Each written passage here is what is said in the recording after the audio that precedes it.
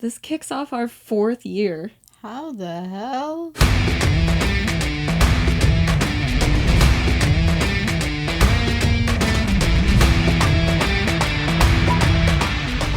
Welcome to From Center Ice, the podcast. My name is Courtney. And I'm Jacalyn. You're back. I'm back. I'm off LTIR. You are. I've been returned To the active roster. Here I am. It's been a while. Quite a while, yes. Since what?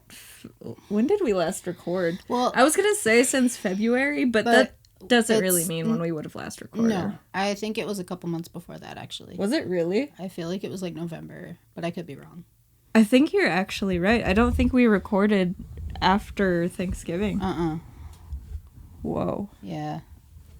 It's been a while. It's been a long time. That's crazy. Yeah, you've been doing all this shit on your own.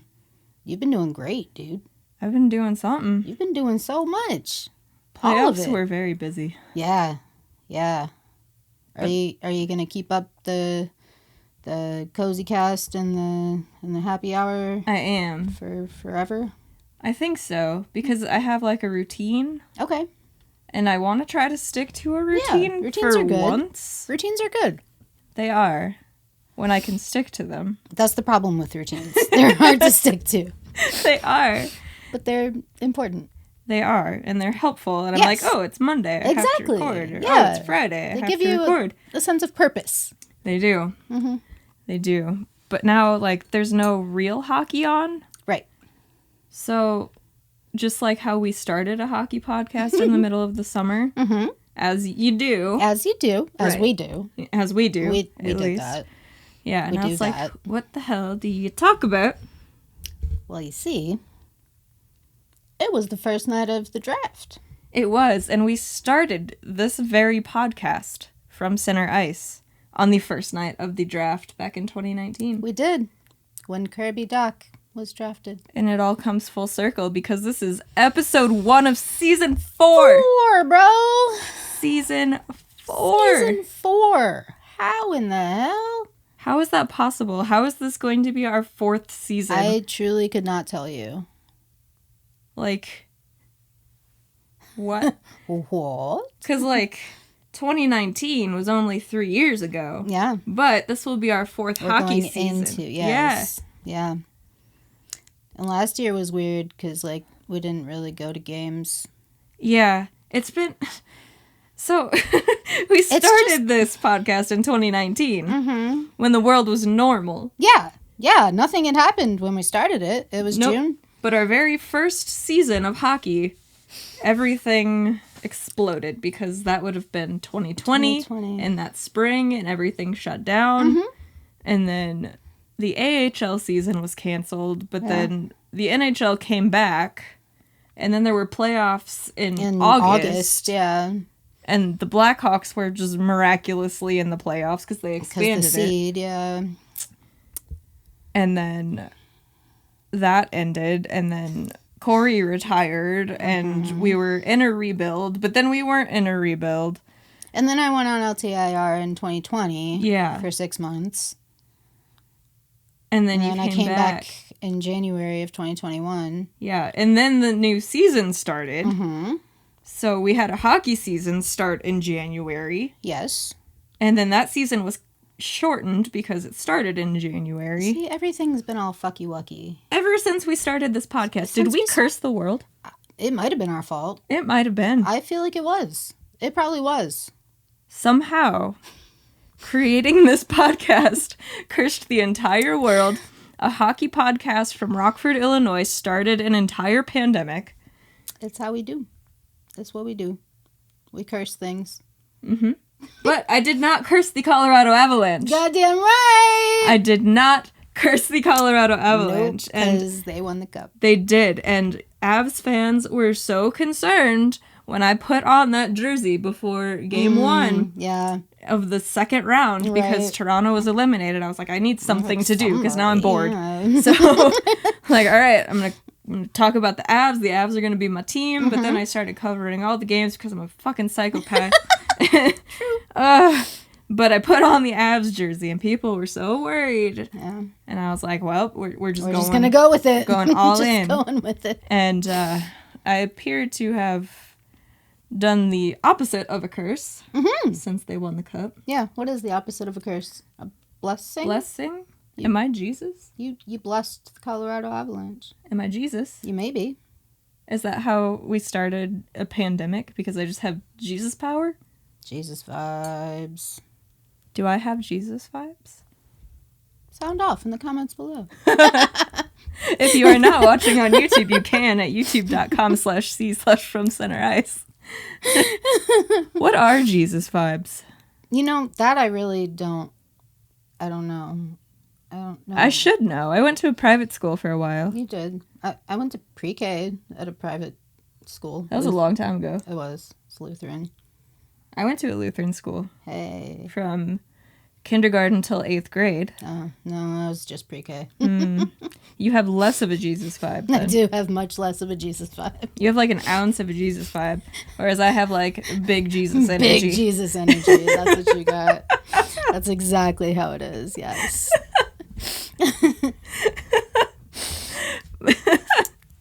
Big Jesus energy coming from me. Straight from half of From Center Ice. Yeah, definitely carrying all of the Jesus in me. Within you. Jesus is... All up in there. Yeah.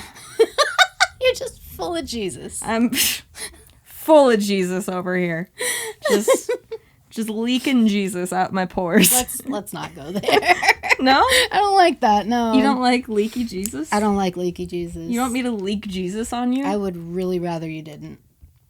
But what if I want to? Why would you want to? That's a wonderful question that I don't have an answer to. I'm kind of glad you don't have an answer to that, honestly. You know, I think about it every night. Just leaking Jesus. Why would I leak Jesus on Jacalyn? Yes. Dear diary, tonight I wish to leak Jesus on Jacalyn because. And that's how I start every journal And you entry. just haven't come to a conclusion yet? No, the pages are blank for the rest of it. It's just okay. Yeah. I understand. So I started, I'm like, all right, tonight I'm going to have a reason. Mm-hmm. But then I don't. And so the rest of the page is just blank. And it's a journal full of, Dear Diary, tonight I want to leak Jesus on Jacalyn because. And then I do it again the next night. I understand. You've just got notebooks and notebooks full of these empty pages. Yes, exactly. Just since we've met. Yep, for the last... 15 years. Almost. Yeah. Yeah. Oh my god, this year will be 15 years, won't 15 years. I'll have known you for more than half of my life. Yeah. In August. Yeah. That's something. That's a lot of journal entries about leaking Jesus. Where do you store all of these notebooks? Wouldn't you like to know? That's fair. That's fair. I don't want to know. I don't want to know. Good. Because I'm not going to tell you. Good. Because I don't have an answer. How did we get here? That's a good question. This has already gone off the rails. We haven't even... I'm going to ask you what you've been up to, but it's pretty obvious if people follow the channel or the Pretty platform. much, yeah. Just hockey. Yeah, you've been doing a lot of hockey. I didn't think the playoffs were going to get so busy because the Blackhawks weren't in it. Mm-mm. The Ice Hogs were done early. Mm-hmm. The Leafs are the Toronto Maple Leafs. Thought they are. And then I was like, I'm just going to do everything, actually. Everything. My teams didn't want to do anything, so I'm going to do everything. Actually, I choose to do it all. Yeah. And so I did. Yeah. And so I was just busy every day, watching hockey, waking up, coming in here, writing stuff down for notes, recording, watching hocky, waking up. The studio's changed so much since I've been gone. It has. It's not finished. less. I don't think that's ever going to happen. Because, like, the off seasons keep coming, but then things just keep getting added. Yeah. And so it never actually gets finished. It's just in a constant state of, it works! It does! We're here! I mean, hi. Still have to do acrobatics to walk around everything. It's fine. But now there's a TV. And a couch. We have a couch to sit on. We're on a couch. So we don't have those uncomfortable chairs to sit on anymore. Yeah. There's a light over there. Over there. There's a shelf right here that used to be up against the wall, but I only have moved it that far. So I could put the couch here. I understand. And it's just far enough to make it work. Yeah, you should have seen me trying to put the couch in here. By yourself? Yeah, so my dad helped me bring it into the house. Okay. But I needed to move stuff around in here in order to get it in here. But I also needed to film a video first. Right. So I was like, well, you can just leave and I'll film my video and then I'll get the couch in here. It's fine. It's no big deal. So we brought it upstairs. It was just out in the hallway. Okay. As many other things are. Yeah, less things. Less things. Sometimes. Now there's a hamper of clean clothing. Hey, it's clean. It is clean. It's clean. It's clean. So it was in the hallway and I moved the table a little bit.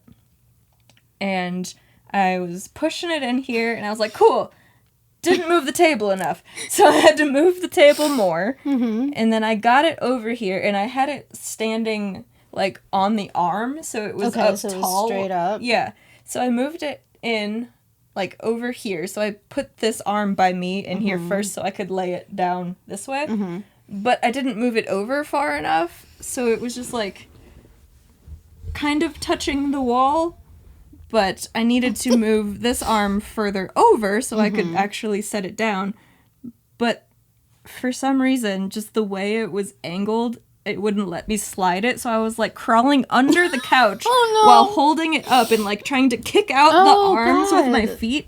And at one point I was laying under it, just like shimmying my body on the floor to move the couch. You know, I kind of wish you would have recorded that. I really should have.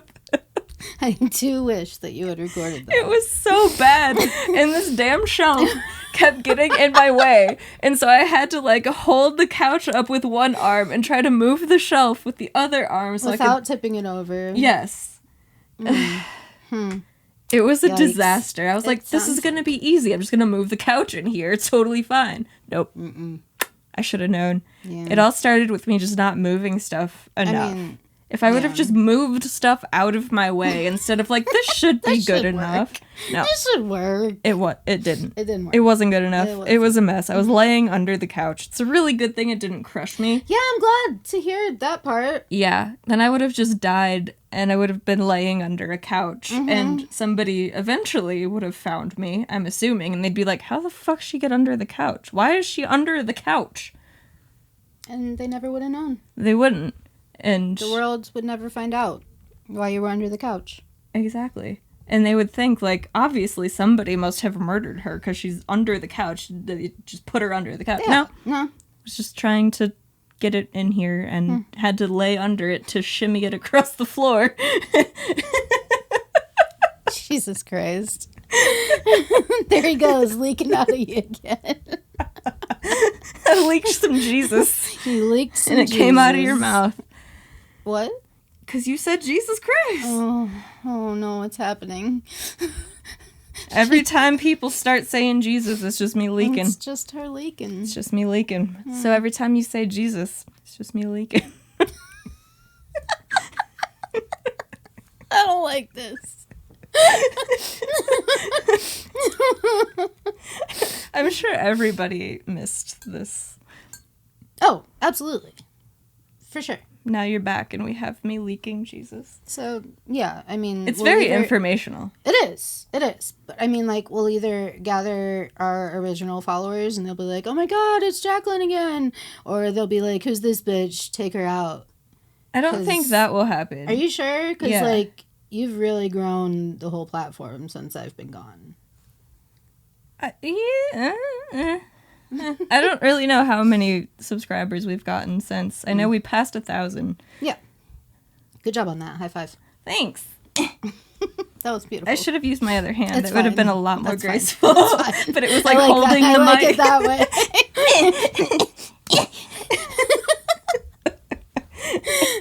way. But what we really need to do is we need to give a shout out right now. Who are we shouting out? We need to give a shout out. Jesus? Yes, because he created... Let's not go there. Who are we shouting out? The belly button fetish people. Right. We need to give a shout out. Was that the last one that we recorded? I think it might have been. Let me check my Instagram. I haven't been on it at all, so it should quite easily show. Belly buttons, yep. That was the last one. November 20th, 2021. Oh my gosh. I was supposed to get my belly button tattooed. You were. And we had a podcast episode called Belly Buttons. And if you've been around, you know this. And we got some very wonderful feedback on it, because every time I would run into some random person and they were like, I like the podcast, they were like, I learned a lot about belly buttons. So people really liked the belly buttons episode. But we also... So I like to check the YouTube analytics every once in a while just to see like what other people are watching and how people are finding the videos and stuff like that. And so, as one does, I looked at the search terms that people use to find the From Center Ice channel and to find different videos. And for a little bit, the top search term was belly button fetish. Belly button fetish. And I was so confused at first. We showed no belly button? No, there was no belly button shown. We did nothing with belly buttons? It was just titled belly button. We talked about your belly button. My belly button. Getting tattooed. Because it was supposed to in December. And then I could not come up with the money to finish the tattoo. Tattoos are expensive. Yes, they are. So I postponed it until February. And then at the beginning of February is when I went on LTIR. And so I still was not able to follow through with the finishing of my tattoo. It is now scheduled for September 30th. So you will be getting your belly button tattooed. So I will be getting my belly button tattooed. Okay. Still concerned. Yes. Still very cautious about what it's going to feel like, because I still believe that it's going to feel like my insides are coming apart. Maybe it's going to feel like there's a bumblebee in your belly button. In my belly button? Just like buzzing around with the tattoo hurting. gun. Maybe. I can't imagine the inside of your belly button doesn't hurt. I don't know. Do you have nerve endings in there? I mean, know. It had to be cut at some point, right? Well, yeah, like but then umbilical cord goes there. Right, but then it like secedes into your body unless you've got an outie, which I don't. I feel like in that podcast episode we looked up how outies happen. Yeah, I think we did. But I don't remember. It was almost a year ago. No, it wasn't. It was like half. Kinda. It was kind of almost a year ago. Let's see. It is July, August, September, October, November. Fuck. That's 4 months and it'll be a year. Yeah. No wonder I don't remember how outie belly buttons happen. No, me either. Or like what they do on the inside. Like, is it just like a random tube floating around on the inside? Is it just like a inside scar? It's got to be connected to something, right? I know we looked this up. I know we've learned all about belly buttons before. Is it connected to something, or is it just like... I think it's connected to the muscle. Like your abdominal muscle? Yeah, I think. I don't know. I've watched a lot of plastic surgery videos, as I do. Belly buttons? Well, like tummy tucks. Blech. So Blech. I know you can't handle it. Blech. I know. But like tummy tucks, they cut it open down at the bikini line, and then they sever the connection between the skin and your insides, the muscle there, and then they pull it up, and sometimes they have to repair the muscle. I think it's called the diastasis, if I'm remembering correctly. But like the belly button, sometimes they have to create a new belly button. So maybe it's not connected. How do you create a new belly button? Well, it's just like any other scar. Like they would. I Is the don't know. belly button a scar? Yes. It is? It's from where they cut your umbilical cord. I know, but I never thought of it as a scar. Yeah, kind of. That is a very... It's a deep scar. It's a deep scar. It is. It's a very hollowed out deep scar. Hollowed out, yeah. I don't know how it works. But, yeah, I feel so like if you just, like, drilled into a different side of your belly, would you have another belly button? I mean, I suppose they could make one. Where does it go? Because, like... It's just in there. It's just it's a cave. It's a belly cave. It's a belly cave. It's not a button. It's a belly cave. Yeah, I don't know where the button term comes from because it doesn't look like a button. It's not a button. Don't press it. It's a hole, and when I stick my finger in it, it makes my insides feel weird. So with a tattoo gun, I can only imagine that's going to feel extremely weird. People who have outies, does that feel different? Like if you poked it, would know. it hurt more than squeeze their belly button?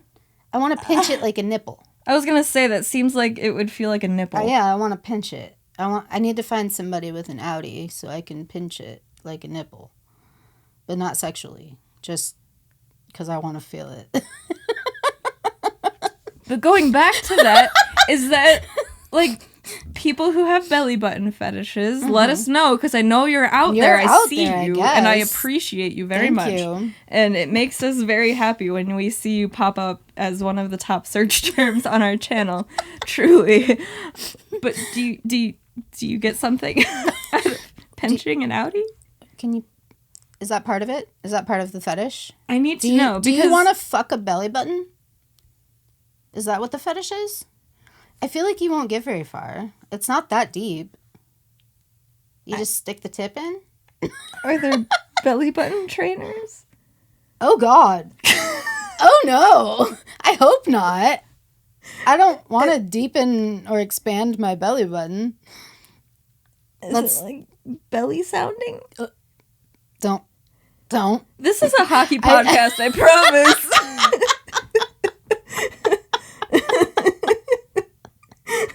I don't like the direction this is going. Oh no, I've done bad things to the hat. No, it's not even again. My belly button, like... sucked in more. So there's a fetish for, like, everything, Well, right? of course there is. If it's out there, somebody's into it. Yeah. That's just the way it goes. It's like rule 40-something of the internet, I think. 42? Maybe? Yeah, that sounds right. But I had never thought about the fact that there would be a belly button fetish until I saw you guys searching for our belly buttons episode. Thanks.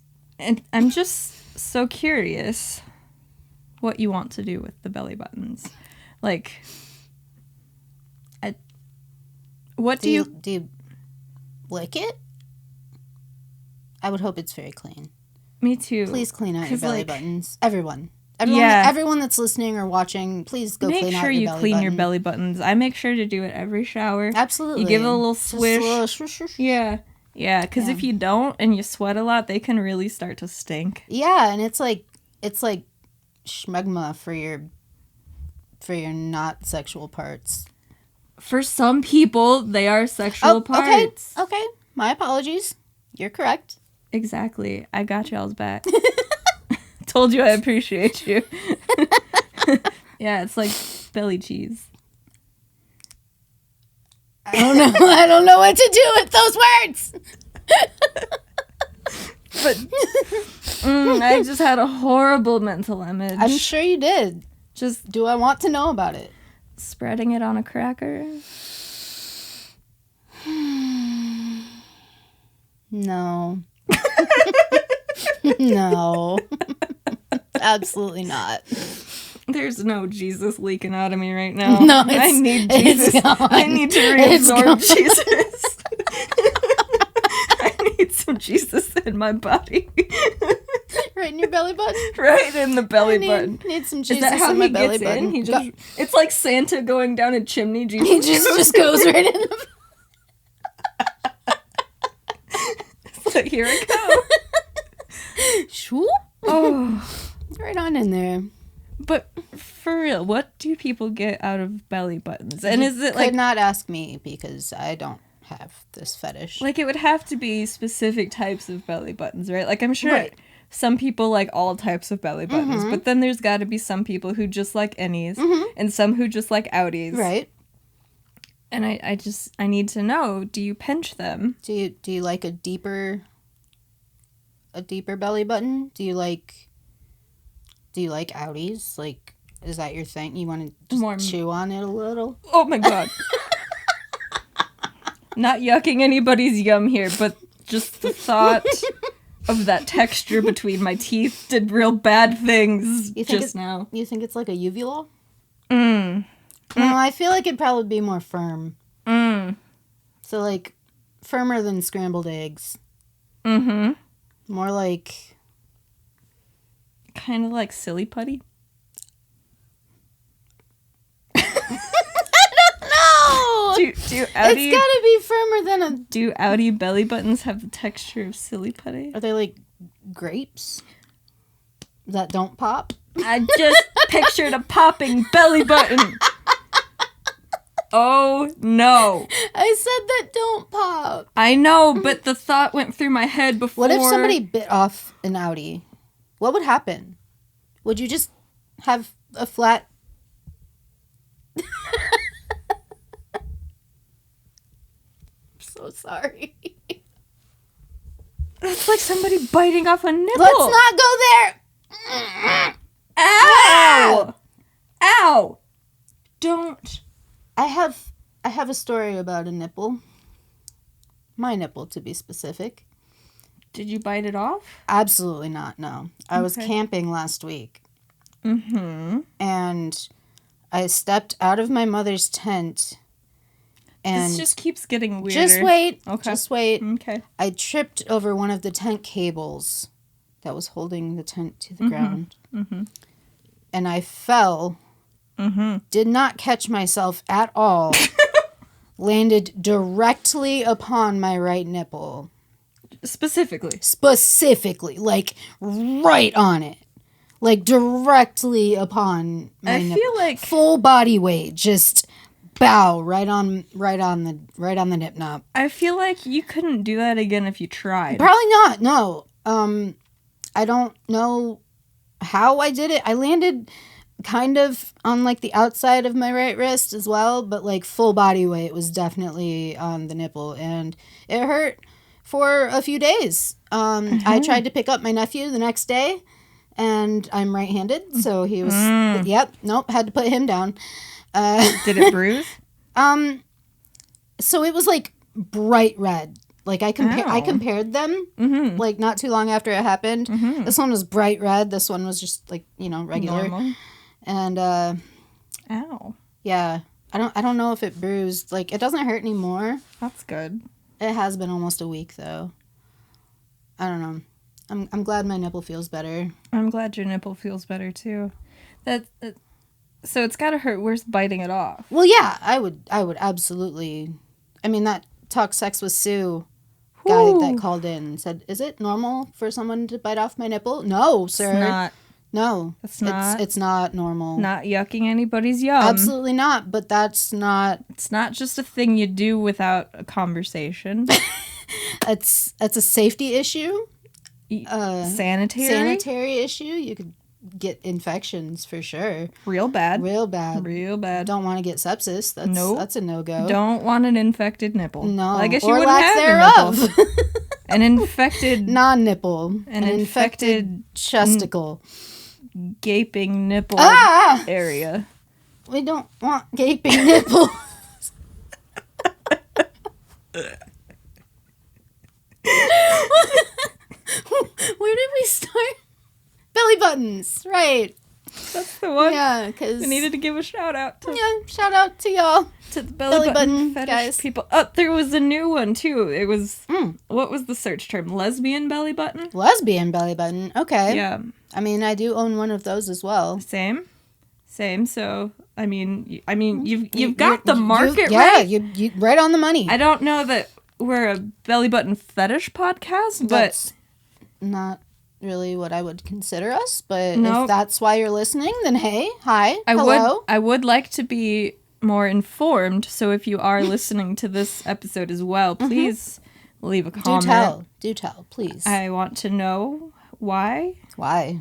Or if you don't know why, I mean, that's fine too. What about it? Yeah. Draws you to it. Exactly. You know? There doesn't have to be a specific reasoning. No. Because sometimes we just like things. Sometimes you just like what you like. That's fine. That's cool. Mm-hmm. But, like, what about it? Like, what do you do? What do you do to the belly button? What do you do with the belly button? And what is the consistency of... biting, of just a little nibble on an outie? Yeah. What's the consistency? Please tell us. I need to know. And if you are not a belly button fetishist... then I'm very sorry for the past 10 minutes. Also that, but if you know somebody who has an outie belly button, preferably somebody close to you that wouldn't mind you taking a little nibble. Well, you gotta ask for consent, of course. This is also something that definitely needs a very, very specific conversation. Listen, all right? For this podcast that I listened to, they told me that I need to ask your permission to just take a little nibble on your outie belly button. It's for very important reasons, all right? You know, this hockey podcast. This hockey podcast that I sometimes listen to, I mean, they just want to know. They just want to know. I don't know why I listen to it, but it's because you get content like this. Oh, gosh. This all started with me trying to be genuine and appreciate the belly button fetishes. Oh, and we do. We really do. We do, for sure. It's not a joke. It brings us joy seeing you guys show up. So I might have to name this episode Belly Buttons Part 2. Yeah, since it's like the next one that I'm in. And I still don't have my belly button tattooed. We only talk about belly buttons and hockey on this podcast. Was there another one that I was in past that I just didn't? I don't think so. No. I thought maybe I just didn't promo it. But no, I'm pretty sure that that's was right. The last one. Yeah. Huh. Belly buttons. So we're really going to have to get this mic situation figured out. I know. I don't like holding it. I know. Makes me uncomfortable. Yeah. Not as uncomfortable as imagining your belly button getting pierced, or not pierced. You did that. I did tattooed. do that a while ago. Mm-hmm. Long time ago. Like 14 years ago. I was 16. I'll be 30 in October. I mean, I took it out like almost a year ago now. But yeah, there's that. Wow. How time goes by. Speaking of piercings, I got my lip pierced. Vertical labrae. You did? Yeah. I like it. That's good, since you have it on your face. Well, yeah. I also got matching nostrils to my philtrum, so that makes me happy also. That is good. I like symmetry. I like matching. I just feel like all of the piercings that I have on my face just kind of make it, just in a line. Kind of. It's more like a funnel. Like a funnel, yeah. Yeah. I can see how, yeah. Because it's like, yeah. Yeah. Huh. Do you like symmetry? Do you have piercings? Let us know. Let us know in the comments below. Oh, boy. But this is a hockey podcast. It is. It is. Believe it. You may be surprised to hear that. But that was the whole point behind starting from center ice here. From center ice. Hockey. Yeah. Ice hockey. Ice hockey specifically. Specifically. Not field hockey. No. Not table hockey. Table hockey? Table hockey. Is that a thing? Air hockey. Air hockey? Okay. Table hockey. The thing. The spinny thing? Yeah, what is that called? What do you call it? I feel like it definitely has a name. It does. Is it table hockey? I don't Bubble hockey? No. Bubble hockey. It is not bubble hockey. It might Let's be not bubble rest hockey. the microphone upon my breast. Bubble hockey? Really? It might be. No. Sounds right to me. Spinny table game. Spinny table game. Spinny table game. That's not going to give you... Yeah, it is. Is it? Hold on. Did it give you the right... Hold on. I have no hold. You have no hold. I have no hold. There's no holds. If you make me hold too long, Jesus is going to start leaking again. Foosball! Right. It's no, that's fucking the soccer one. Right? Because there's soccer, but then there's, like, specifically hockey. Look up bubble hockey. Bubble hockey? Look up bubble hockey. Bubble hockey. What the fuck? Am I right? You right. Fucking right, I'm right. You fucking right. Fucking right, I'm right. You got me. You got me. Bubble hockey. Who would have thought? Me. You would have thought. And you did. I did. I had the thought. And it was real and it was right. It was real and correct. Anyway. Oh, we had the draft tonight. Yeah. First round. 2022 NHL entry draft. Y'all remember our first ever episode? Kirby Dach. He gone. Traded. The Blackhawks did some shit today. They did. We started out with what? No first round? No first round draft picks. We got 3. 3 of them. 3 whole first round picks. 3 first round picks. So, how did this day progress? Let's see. I woke up. I woke up very late today. Did you? Like, very late. I woke up, let's see, around 9 o'clock. Oh. I don't know how. Because my alarms weren't set until noon. Okay. But I also have a noon alarm. But I totally forgot setting my alarms last night when I went to bed. So they just started going off. And I was like, okay, well, I turned that one off. And then like 15 minutes later, another one went off. I was like, when did I set these alarms? And they just kept going off. Just kept coming. But I didn't remember setting them. But I must have. But, so I woke up then, and I was sitting in my recliner, and I was being a cat bed. As you do. So Buttercup was just laying on me, and she was comfortable as ever. As she does. Yep. And then I decided to get up, because I was like, well, the draft is today. I should see what's going on in the hockey world. So something's got to be happening, I put some real pants on, came up here, sat down. Real pants. I know, because I can't, like, get into a work mode in, like, pajamas. If you don't get, I have to put jeans on. Yeah, so I came in here, and then I was scrolling around, and then the eyeballs showed up. Oh, the fucking eyeballs. The eyeballs of doom. The eyeballs that you should never see. Yeah. The eyeballs that no sports team should ever tweet. Nope. But they did. From the Chicago Blackhawks Twitter account. And so you knew something was going to happen. Something's bubbling. And it's been rumored that Alex DeBrincat was going to be traded for a while now. Yeah. But then it just wasn't happening. And so when they tweeted the eyeballs, I was like, everybody's going to think this is Alex DeBrincat. But it's going to be like, I don't know.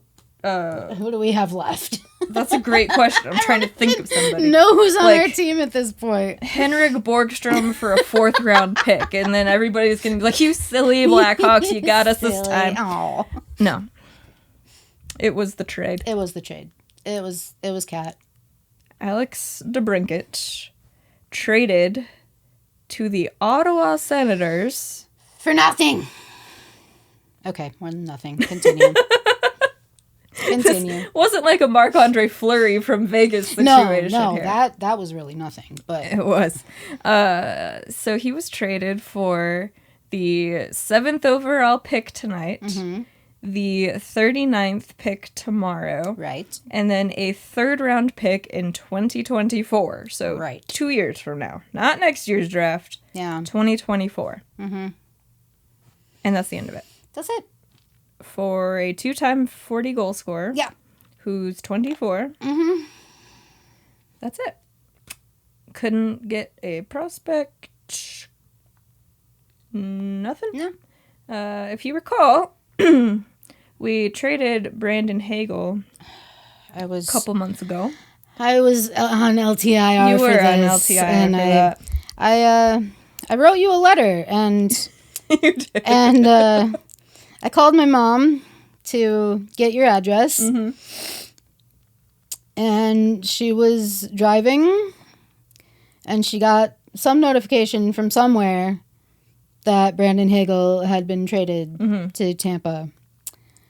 And so I wrote your address on the envelope, and I flipped her over, and I wrote something about Brandon Hagel was just traded! Yep. So we traded him for 2 first-round picks and 2 prospects. Okay. So then for DeBrincat, we get 1 first-round pick, a second-round pick, and a third-round pick 2 years from now. 2 years. And that's it. Yeah. No actual players. I mean, draft picks are players, but like... Eventually. Not... They weren't players at the time. Now we have 1. And I don't think we traded the second-round pick that we got from them today. No. We traded our own second-round pick. Right. We'll get to that one. So, that's all we got for Alex DeBrincat. Yeah. In Ottawa. And I'm just confused about the whole thing. Like... Why? Not why are you confused? Like why are you confused about this? Come on. Don't you just get it? Don't you? No. Duh. No, I don't get it. I don't get it at all. Actually, that's why I'm asking why. Because what the fuck? So we've had enough time knowing that Kat was going to get traded. Mm-hmm. I was like, well, that really fucking sucks. Mm-hmm. But like they gave us a little time to like come to terms with it. Exactly. Like, he's gonna be gone. And yeah, that's gonna That suck. sucks, but we're in a that's rebuild where we're at. or wherever. Yeah. So I resigned myself to it. I was like, when I get the notification, I'm not gonna be surprised because we know he's gonna be traded. Mm-hmm. Now we just have to wait and see what the return is. What return? That's it. What return? That's it. When people were saying that whatever return the Blackhawks get for DeBrincat could really hurt a team, did it. Like, yeah, you want your high first-round pick. Right, of course, as anyone would. But the Senators have had quite a few these last few years. They had like 2 or 3 high first-round picks last year. Right. So does it really hurt them that bad to lose 1 more? I can't imagine it would. Especially in a draft that many people consider to be a weak draft. Yeah. Probably not. And losing a second-round pick, while you can get some really good players in the second round, you can get some really great players in the 7th round. You just have to scout right and pick the right players. But the chances are, the longer you go on in the draft, the least likely these players are to make the NHL. Correct. So they lose that, and then a 3rd-round pick 2 years from now that they can easily recoup by just trading some random player that they don't need. Mm-hmm. And that's it. Yeah. For Alex DeBrincat. A 24-year-old who has scored 40 goals in the NHL twice, scored 41 goals for the Blackhawks last season when they were an absolute dumpster fire. That's it. And I think I'm more upset about the return than actually trading Kat. Yeah. Since we had so much time to prepare ourselves. Exactly. We personally have been kind of following him since before his NHL days. Yeah. I mean, like before even AHL, he didn't play in the AHL, but like he just went right from junior to the NHL. Because, that's how you develop players, right? Mm-hmm. Yeah, you just send them right on up. Yeah. And expect them to be perfect and do exactly what they did. He did. And yeah, he did. Not everybody does. Not everybody can. Second round pick, so like maybe we get the next Alex DeBrincat. DeBrincat. All right, I mean sure, but like weak draft. He scored so many points for Erie. Yes. Mm-hmm. I remember us being at Ice Hogs games and just getting tweets about this kid, Alex DeBrincat. I'm like, holy shit, dude. This kid's going to go on forever. And no, not for us, though. For Ottawa. For Ottawa, of all places. And, like, when we knew he was going to get traded, of course, you want to keep him around because he's a great player and you like watching him and Kane work hockey. really well together. Yeah, just like, Panarin and Kane did. And, crazy how that works. but I was like, all right, well, if he can't be with us, hopefully he goes to a good situation where he can compete for the cup or at least play in some meaningful playoff games and like work toward that. Flourish, yeah. Ottawa. A team that I often forget about. Most people do, because their arena's out in the middle of fucking nowhere. Ottawa. That is the best place you could send him? That's just sad. That's the best return you could get? It's sad, and not even for us. Like, I feel sad for him. Me too. Like, fucking Ottawa. Now he has to move to Canada. He's from Detroit. Like, you couldn't have sent him to Detroit. You're going to tell me Steve Yzerman didn't want Alex DeBrincat? Come on now. I don't know, dude. Ottawa. There's a bug.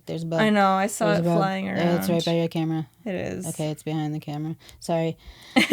Bug. Some sort of flying creature.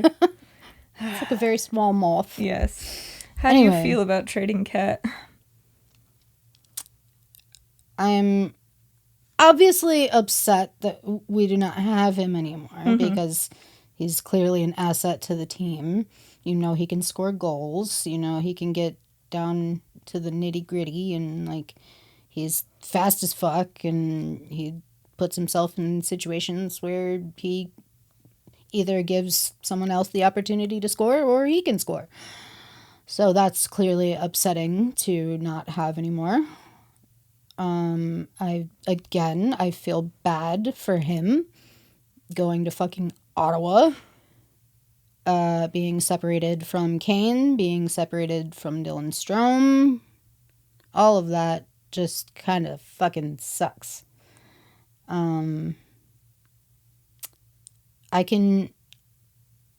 going to cry about it. I'm not that upset. Like you said, we've had time to come to terms with it. I knew he was going somewhere. So I've kind of internally said my goodbyes already, if you will. But it just sucks all around. We got basically nothing for him after all he's done for us. I mean, it's not like we've been in the playoffs and like all that, but he still did good things for our team. Like, regardless of the playoffs or no playoffs situation, he was one of our better players, and it sucks to lose him. And it's not even a situation of, we didn't let him develop, because, like, dude's 24. You know what you're getting with him by now. Goals are what you get from him. 40, yes. In one season. Not total. No. One season. But yeah, dude. I can't understand why we didn't get more for him. Why Mr. what's his name? Kyle Davidson. That was his first official trade, right? No, he did the Hagel trade. First off-season trade. Yes. Draft trade. Yes. First, yeah. That. Yes. Yeah. Right, the Hagel trade. And Fleury. All of that seems like it was about 5 years ago now. It really does. But alas, it was only a couple months ago. I mean, I've only been home for a month, but it's still, definitely feels like many months, moons ago. But yeah, dude, it just sucks all around. It does suck, especially like we know that the hockey's going to be bad, but you want something to watch. Something, come on. But this team was so bad at scoring goals last year when DeBrincat had 41 of them. Who is going to score goals? I don't know, because clearly Patrick Kane don't do it no more. If he's even If he's even here. Shit. Who else scores goals on our team? Taves don't do it. If he's even here. They're not offering Strome a qualifying offer. Right, so he'll be a UFA. I mean, they could still always sign him, but if they're not going to qualify him, I don't know. There's no point to that. I was going to say Kirby, but guess what? He's gone too! It's great. Are they just going to call up Reichel and expect him to be some savior now? Yes. So they're going to rush him now because they decided to trade everybody else? Courtney, yes. Is the answer to that. Yes. Jesus! Because that is literally all that they know how to do. They acquire young talent and they rush them straight to the NHL, and then they're like, why aren't they performing? And then you have a Kirby Dach situation where you can see him getting better. He's just not doing it at the speed you want him to because you fucking rushed him to the NHL. Just and then he had a right broken wrist and he had concussions and he's never had an actual, full normal season. Yeah. And he's only 21. Off he goes. But Sorry, everybody's bye-bye. like, fucking bust. Bye-bye. At 21. Giving up on you. And now he's... Where'd he go? Montreal. Montreal. Everybody, just send him to Canada. Yeah. Right. We did just send both of them off to Canada. Yeah. Huh? We got somebody from Canada, too. Did we? Who the fuck we get? From Toronto? Oh, right. We did get Mr. Peter Mrazek. Mr. I totally Peter. forgot that even happened.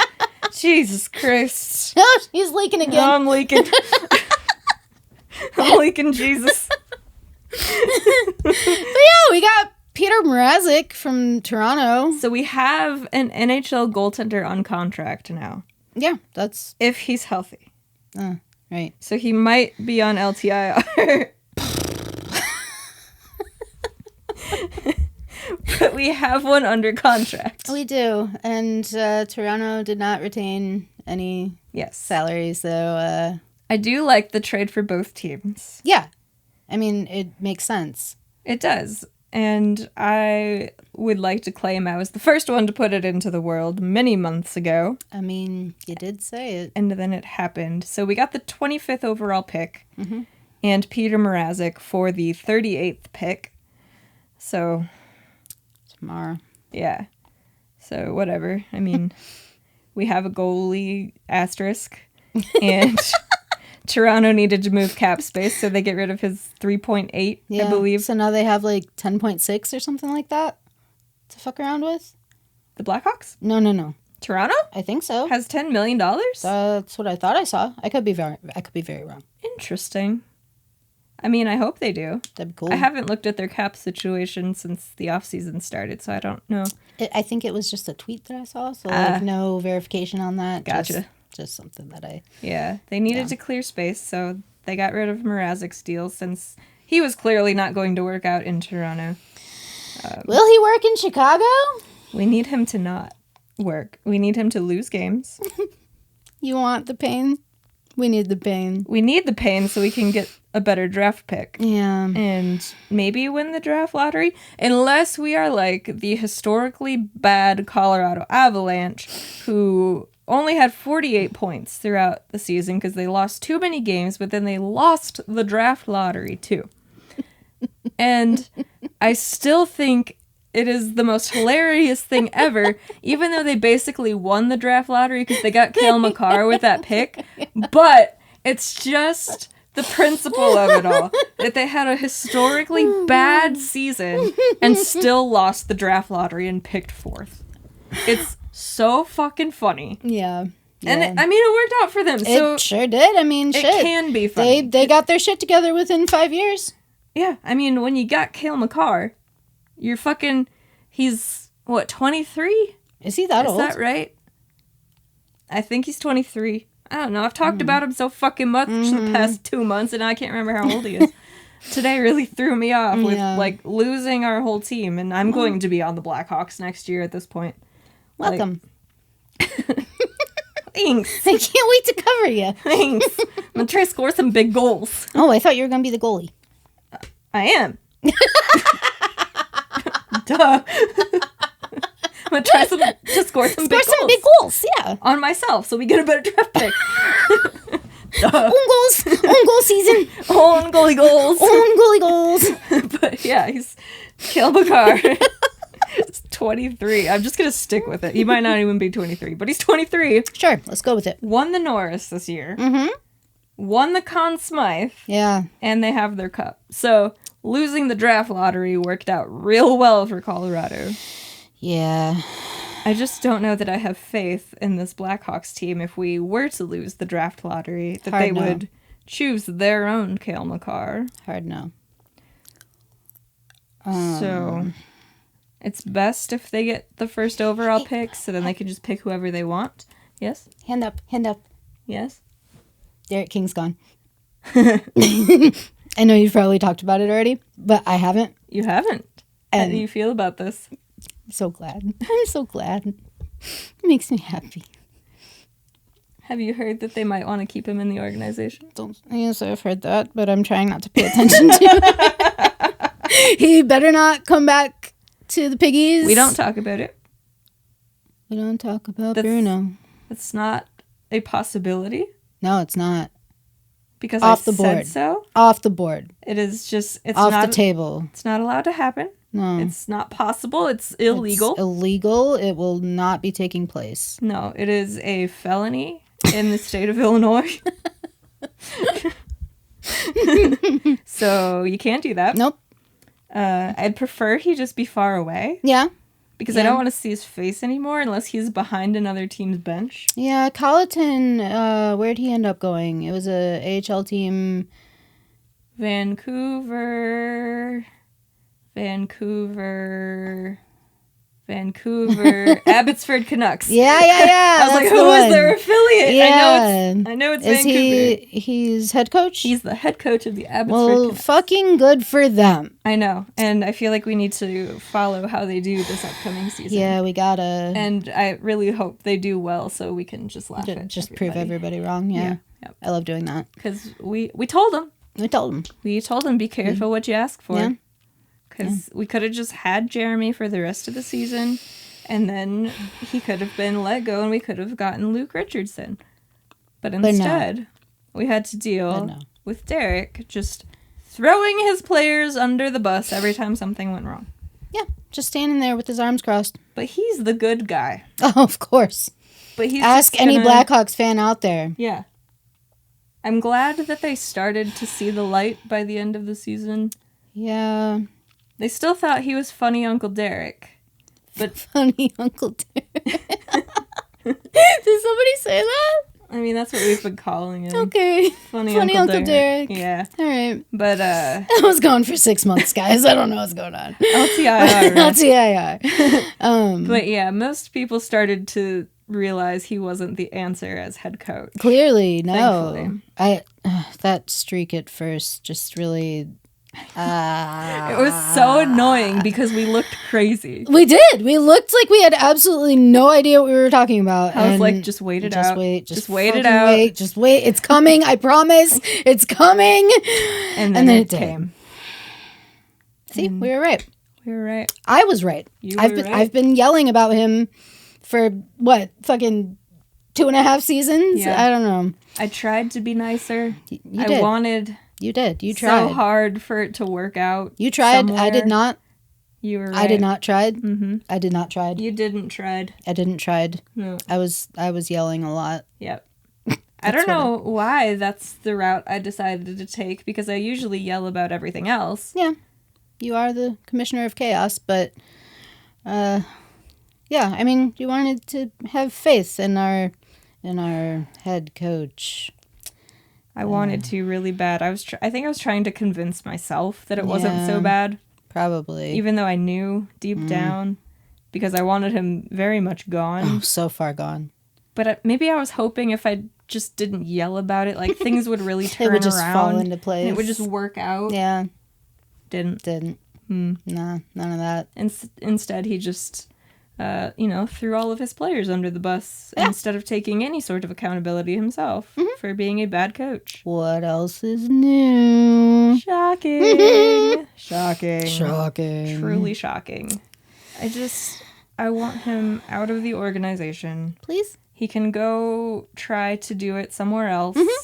And give him a shot. He succeeds. Give him a shot. Not in Chicago. Yeah. Maybe as somebody else's assistant coach, he will do something. He was fine, I guess, as an assistant AHL coach. Yeah. Just because he didn't fucking do anything. And then when that continued as head coach, he still continued to not fucking do anything. Which is obvious with how much better the Ice Hogs played this season, not under Derek King. Under Derek King. Like, why is that so hard to see? Why is that so difficult for people to connect? Because he's fun Uncle Derek. He's not. He's not. He's not funny. He thinks he's funny. He's boring as shit. He wears funny hats. I don't give a fuck what he wears. He wears funny hats. So do I. But are you fun Uncle Derek? No. Exactly. I'm fun Aunt Jack. That's not fun Uncle Derek. No, it's not. Exactly. It's not. I don't know what that proves, but exactly. Yeah, exactly. That's the same rationale for how he should be a coach. Exactly. Yeah. Yeah. How did we get on Derek? I don't know. I brought it up. Oh, okay. But yeah, DeBrincat's gone. DeBrincat's gone. So Dach's gone. We entered the draft. The draft started. And then just suddenly there were rumors about Chicago doing something, and we both check our phone, and it's like Dach to Montreal, and we just stared at each other with our mouths wide open for like a solid 2 minutes. At least. Because it came out of absolutely nowhere. I had seen people tweet about like, oh, Dach's gonna go, but like it felt jokey. Right. Like it felt like, oh, well, they're gonna do something, it must be with Dach. Yeah, like, oh, teams are kicking tires on Kirby Dach. Like, why wouldn't you call Kyle and ask about players? Because apparently we're just giving everything away. Like, so, cool, yeah, teams are calling about Kirby. Sure, whatever. Sure. But it didn't feel like it was actually going to happen today. Maybe it would happen, like, next week or, I don't know, August. But not today. And then suddenly he's just in Montreal! And we have the 13th overall pick. Yep. I don't know what to say about it. We didn't have time to prepare for that one. No, we had no time at all to, like you said, prepare. We had no time to process it. We had no time because it was in the middle. It was the middle of the draft, so everything just kept going. So we're like, okay, Kirby's gone. Now what? What do we do? What do we do? What do we do? And it still took forever to get from pick 7 to pick 13. The first round of the draft took almost 4.5 hours. That's inexcusable. That's 32 picks. I feel like we yell about this every year, but like I think so. 4.5 hours for 32 picks? Why? How? We don't need to hear from the GMs. No, I don't fucking care what you have to say. We don't need to hear this weird banter between analysts. No.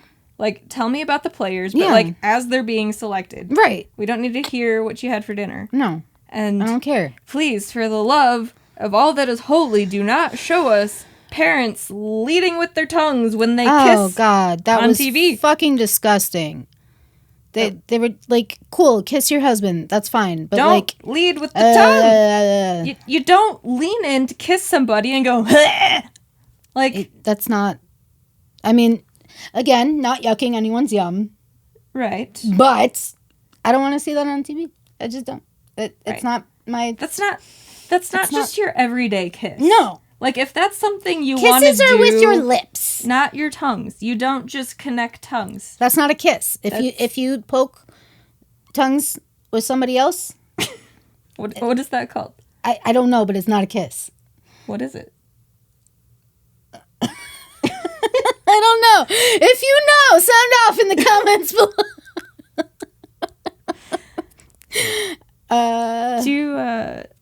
Tongue connections. What kind of... It's like missed connections.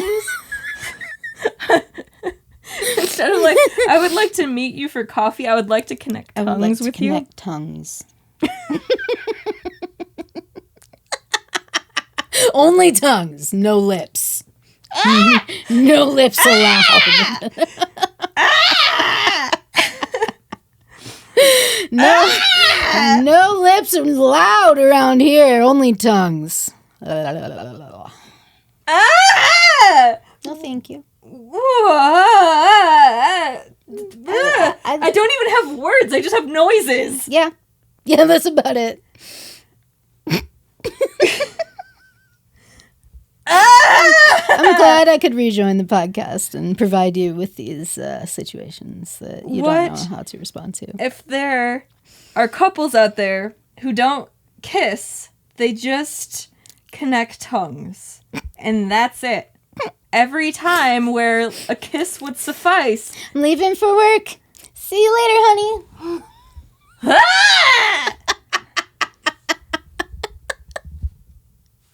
If you are one of those people, again, not yucking your yums. If that is what you're into, I'm happy for you if you have found somebody else who is into that. But please tell me why. Or how you found someone else that likes that. Is there's got to be an online forum somewhere. Tongue connections side of the internet, like the missed connections. Do you not like kissing? What else is there to do with your mouth that's not explicitly sexual? Connecting tongues isn't sexual? No. That seems like... Well, it depends how long you can... Like, if you're just poking a tongue, like a little smoochy, but without lips. What if you just stayed there? Like... For a horrible amount of time. Just standing there, face to face, only touching tongues. I feel like you literally can't do anything else while you're doing that. You can't. You can't talk, clearly, because that would involve lips. You can blink at each other. Don't have your eyes open. For the love of all that is fucking holy. What if that's how you can communicate while this is happening? Like, one blink for I'm good, 2 blinks for, like, let's keep going? I feel like you could communicate that by whether you keep your tongue there or not. You don't have to blink. If you're good, you stay there. If you're done, you take your tongue back and put it in your mouth. Recede the tongue. You roll it back up. Like a fruit roll up? Yeah, you or get a fruit by the foot? You gotta moisten it at some point. Oh, God. Oh, what if they get dry? What if they get dry? They would get dry. And then you just got dry tongues touching. Corny. Would they stick together? Because, like, you know how sometimes you get a real dry mouth and it gets sticky? Yeah. If your tongues get dry while they're touching. Would you have, like, a tongue on a frozen pole effect? I don't want to find out. Or it would be like the noise when you're watching your surgery videos and they lift the skin up. It's like, yeah, like a suction. I don't know, and I don't want to find out. So, let's move on from this horrible, horrible kiss that, what was his name? Lamoureux. I have it right here. Yeah, Lamoureux. Maverick Lamoureux. To the Arizona Coyotes. Yep. He's from Canada. She led with the tongue. Yeah, and he followed. And it was on national television. They didn't move the camera away? They didn't. They kept it right on him. They sure did. Just tonguing. And it wasn't like making out. No. Just going in for like a casual kiss. Casual kiss, but with the tongue. Just like... It wasn't even like kiss and then insert. No. It was just straight in. Just straight in. There was no kiss. It was just tongue into lips. Just right in. Yes. Just right on in there. Right in there.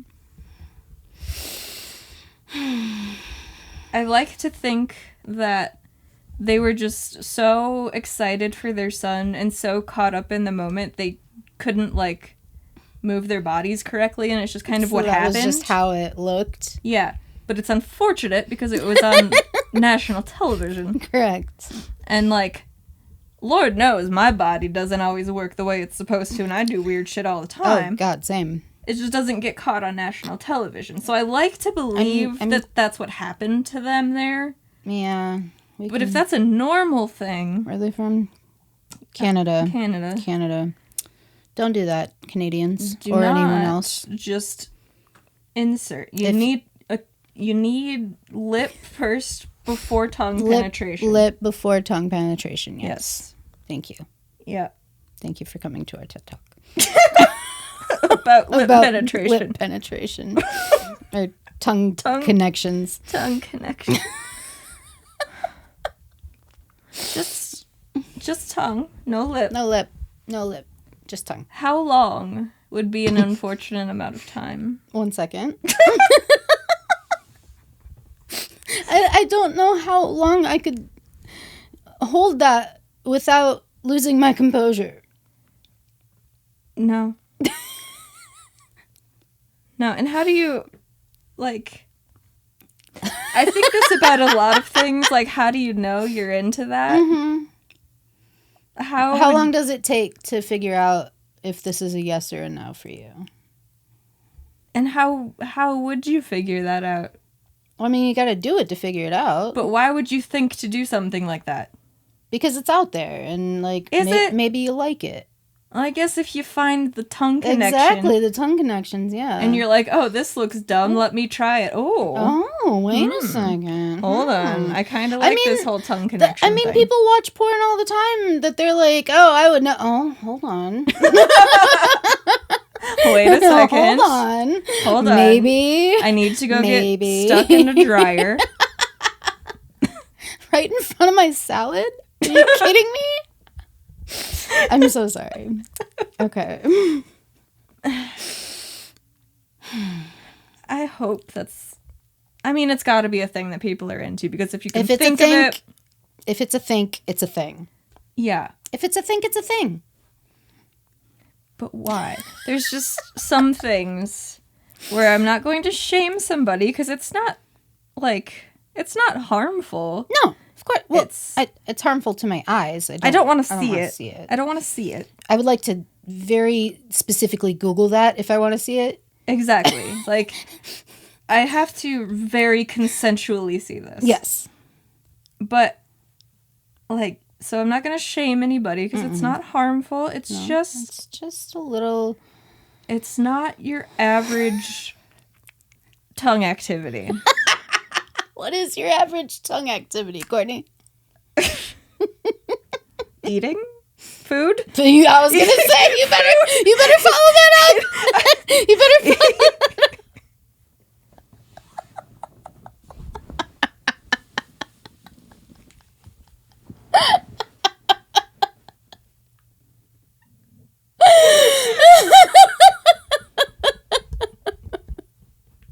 You can't just say that and not say anything after as a woman.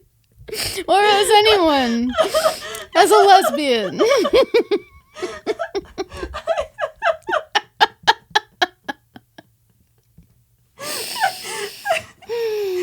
I actually meant eating food, too. I'm sure you did. I did. I know. Oh my God. I know. Oh, you're crying. Oh, there's tears. There's physical tears, y'all.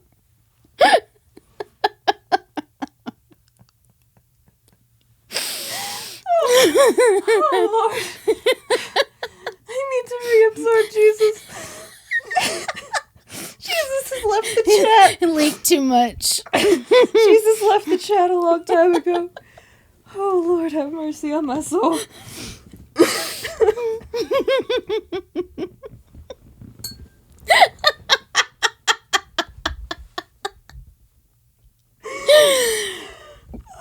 This is how know season 4 is starting. Would you expect anything else? No. No, I wouldn't. Oh, what haven't we talked about yet? The draft. Oh, right. Oh, we haven't even talked about who we drafted. All right, No, so... wait, do you want to go over our shit first, or you just want to go through everything? I don't know. Give me... Just start listing them. Oh, so, like, weird shit happened at the top of the draft that didn't involve the Blackhawks at all. But, like, with the first few picks that were taken. Oh, are you just talking about the first 2 picks? Yeah. Yeah, because they were... Well, the first one, I have no idea how to say his first name. Juraj Slavkovsky. Yeah, Slavkovsky. Yeah, he was the first Slovakian first overall pick ever. Yeah. So you're still crying. You know? There's still tears coming down your face. To recover over here. There are still tears coming down your face. And then the second, well, Montreal picked this Juraj Slavkovsky. And then New Jersey, for number 2, picked Simon Nemec. Oh, defenseman. Yeah. Who is also from Slovakia. So that's exciting. Yes, and all of the Slovakian players were wearing really tiny ties. Yeah, like they were extra skinny, which is fine. Like I know that's a style, but they were also short. They're short and skinny. So, but is that a thing in Slovakia? It must be, because it was only them. Yeah, only the Slovakian players were wearing these ties. Quite strange. It was very interesting. Yeah. I think that was my biggest takeaway. Okay. From the draft today. Oh, from the whole draft? Yep. Okay. Yeah. Number 3 for Arizona, who will be playing in an arena that seats less than 5,000 people.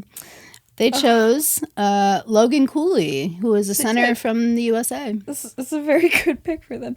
But when I tell you I choked when they thanked ASU...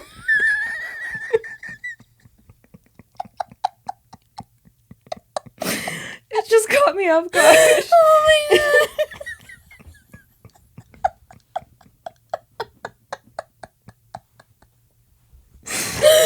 Oh, I'm crying now too. Wear makeup today. For some people, it's the tongues that make you cry. For others, it's university. You know? Yeah. And then number 4, Seattle. They finally chose Shane Wright, who had been projected to be taken first overall. For years. And he slid to 4th. He is a centerman from Canada. I felt so bad for him. Yeah, just watching people get called and not him. Just like... That had to be so awkward. Oh, sir, I'm so sorry.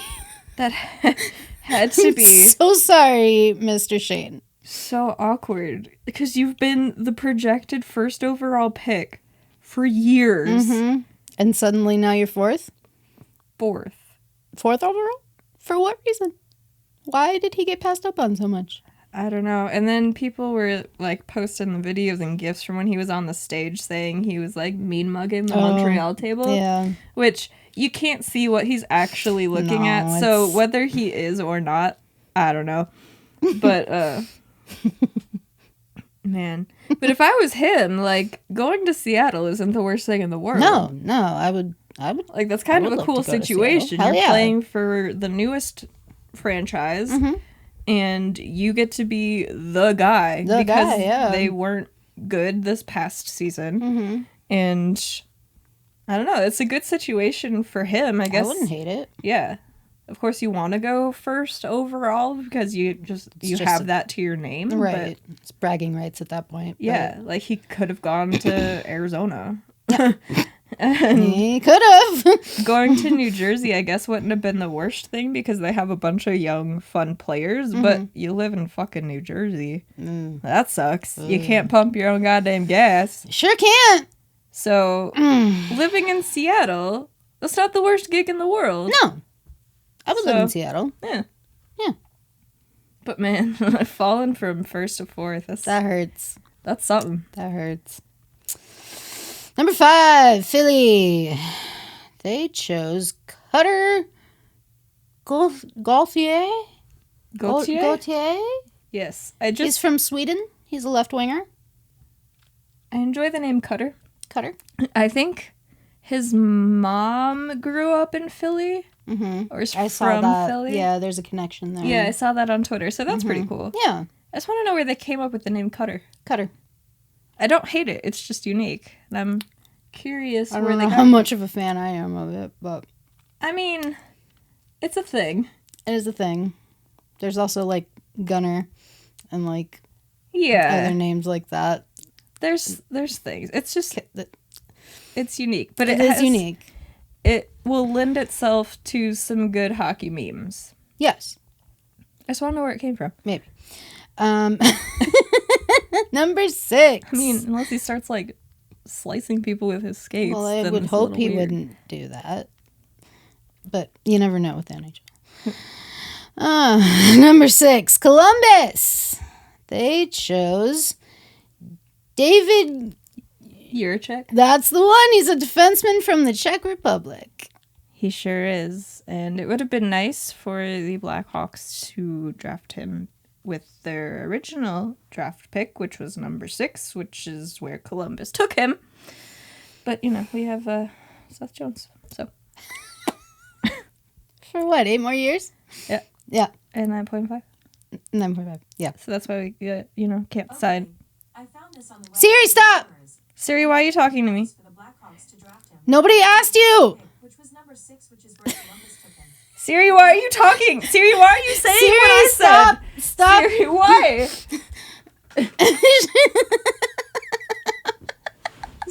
Why did it start talking? It just started, like, repeating back what you were saying. Why did that happen? I don't know. Creepy. Okay. She was also upset about Seth Jones? Yeah. For 9.5 for 8 more years, which is why we can't afford Alex DeBrincat. That's the one. You know, it's fine. Everything's fine. Anyway, up next, number 7. Us, Chicago. Chicago. Hey, who'd we pick? Not Alex DeBrincat. Not Alex DeBrincat. We sent him away. But we did. His name's Kevin. Kevin Korchinski. Defenseman. Defenseman from Canada. We do need defensemen. Yes. There's not much we don't need, have honestly. Any except Isaac Phillips. Yeah. Anything else you want to say about that? No.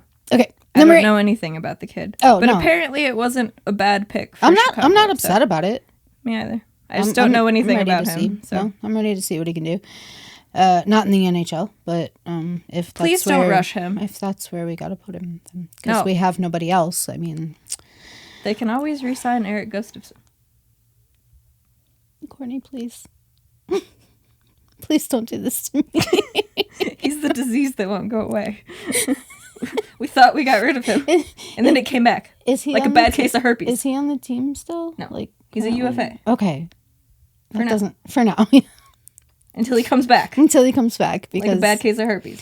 But we don't have the same GM anymore. No. So maybe Still the Chicago Blackhawks. Maybe this whole bringing back older players thingy is over. Maybe if we get lucky. They just traded Alex DeBrincat for 1 first-round pick. You're right. Okay, And a second and a third 2 years away. But I have no faith that we are in a different place than we were. Yeah. Anyway. Number 8. Number 8. Detroit. They chose Marco Kasper, who is a center from Austria. The only Austrian player taken in the first round? Correct. Yeah. Who next? Who next? Number 9, Buffalo. They picked Matthew Savoy, who is Savoy? Mm-hmm. Savoy. A centerman from Canada as well. Apparently a good pick. I don't know much about the draft prospects this year because the Blackhawks weren't supposed to have a first-round pick and then had 3. So, surprise. Number 10, Anaheim. They got Pavel Mintyukov. The Russian defenseman. Correct. Also apparently a decent pick for the Anaheim Ducks. Good for them. Mm-hmm. Number 11. What are we doing? Number 11, Arizona again. Connor Geeky. Connor Geeky, brother of Morgan Geeky of the Seattle Kraken. Yeah, he's a center also from Canada. Apparently that was a reach of a pick according to people on the internet. A reach? Oh, Yes. like he shouldn't have been drafted that soon? Yeah, even though he was listed there on like most scouting lists, but you know, internet people said that they wouldn't have taken him that high. Okay. But you know, you got to listen to the internet. The internet people know everything. Obviously. Including us. No. No, not including us. Number 12, Columbus. This is the one that we flip-flopped, right? What? Because we... No? No. This was Columbus's original pick. Because our pick was 6th that they got from us. Right. So when they drafted 6th. But we weren't supposed to go at 13th. Was that just another one we got from Kat? That's what we got from Montreal for Dach. For Doc. Okay. Yep. Anyway, 12, Columbus. Denton Matejchuk? Matejchuk? I believe. Okay, he's a defenseman from Canada. And at lucky number 13. Once again, following the Columbus Blue Jackets in draft order. Chicago. I just want to know why that kept happening. I don't know. It was weird. It's just how it worked out, I guess. It was like, we gave you 2 first-round picks, so every time you pick this year in the first round, we're going to pick right after you, just to remind you that you fleeced us in this trade. You watch out. So we're the salty ones, and so we're going to pick Pick right after you. Take that. Yeah, Columbus. Columbus. CBJ. Whatever you want to call yourselves. BJs. Frankie Nazar. I believe Frankie Nazar. He's a center from the USA. And he's adorable. And he's so fucking cute. Adorable. Like, the cutest child. He just seemed so happy. He was so wholesome looking. He was. And he has 3 sisters. Good for him. Good for him. He seemed very sweet. Yeah. I'm excited. Me too. For him. 14, Winnipeg. Rutger McGroarty. That's just such a name. It is that. He is a right winger from the USA. Seems like it would be a wrestler's name. Rutger McGroarty. Yeah. Yeah, definitely. It's got that girth to it. Rutger McGroarty. Sounds like girth.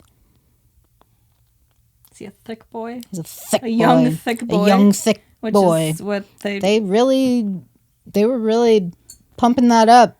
They kept calling these prospects young thick boys.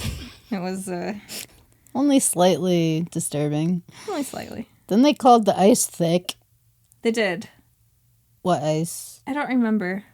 Because, there's no ice at the draft. Yeah, I don't remember what ice they were talking I about. don't either. All right, 15th, we've got Vancouver.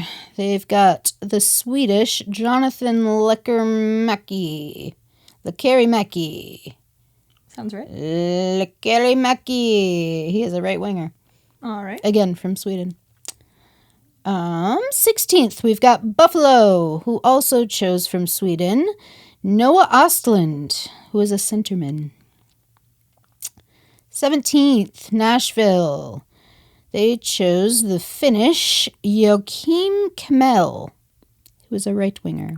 Apparently, he's very good. Good. At scoring goals. Good. We don't want Nashville to be good. No, we don't want that to be good, but I do want to see him. That's fair. I want to see him do things. That's fair. 18th, Dallas, which was very green. They did say that, didn't they? Yes, they did. From Switzerland, they chose Leon, with an N, Bichel, who is a defenseman. Not Liam. Liam. No. Interesting. Number 19, Minnesota. From Sweden, they chose Liam Ogren. Or Ogren? Ogren? Oh, maybe Ogren. I think you were looks right like the first time. Ogren. Yeah. But, yeah, anyway, he's a left winger. So we had Leon and then Liam back to back. Correct. All right. 20th, we've got Washington. Of course, they chose a Russian player. Whew. All right, here we go. Ivan. Miroshnik. I need your help. Miroshnichenko. That's the one. Miroshnichenko? Miroshnichenko. Yep. We will get this down the more that these guys play. I tried, but it just looks like a lot of letters that don't go together right now. 21st, we've got Pittsburgh. From Canada, they chose Owen Pickering. Owen Pickering. Who is a defenseman. Got anything to say about that? You look like you're thinking. I don't. Okay. They just re-signed Letang today. Letang, yeah. 6 years. 6 years. He's going to be like 41 when that contract's up, I believe. Yeah, something like that. I'm sure he goes on LTIR at least at some Seth point. Jones, he'll be like 55 by the time we're done with him. I'll be 55 by the time we're done with him. 22, Anaheim again. From Canada, they chose Nathan Gaucher. Gaucher?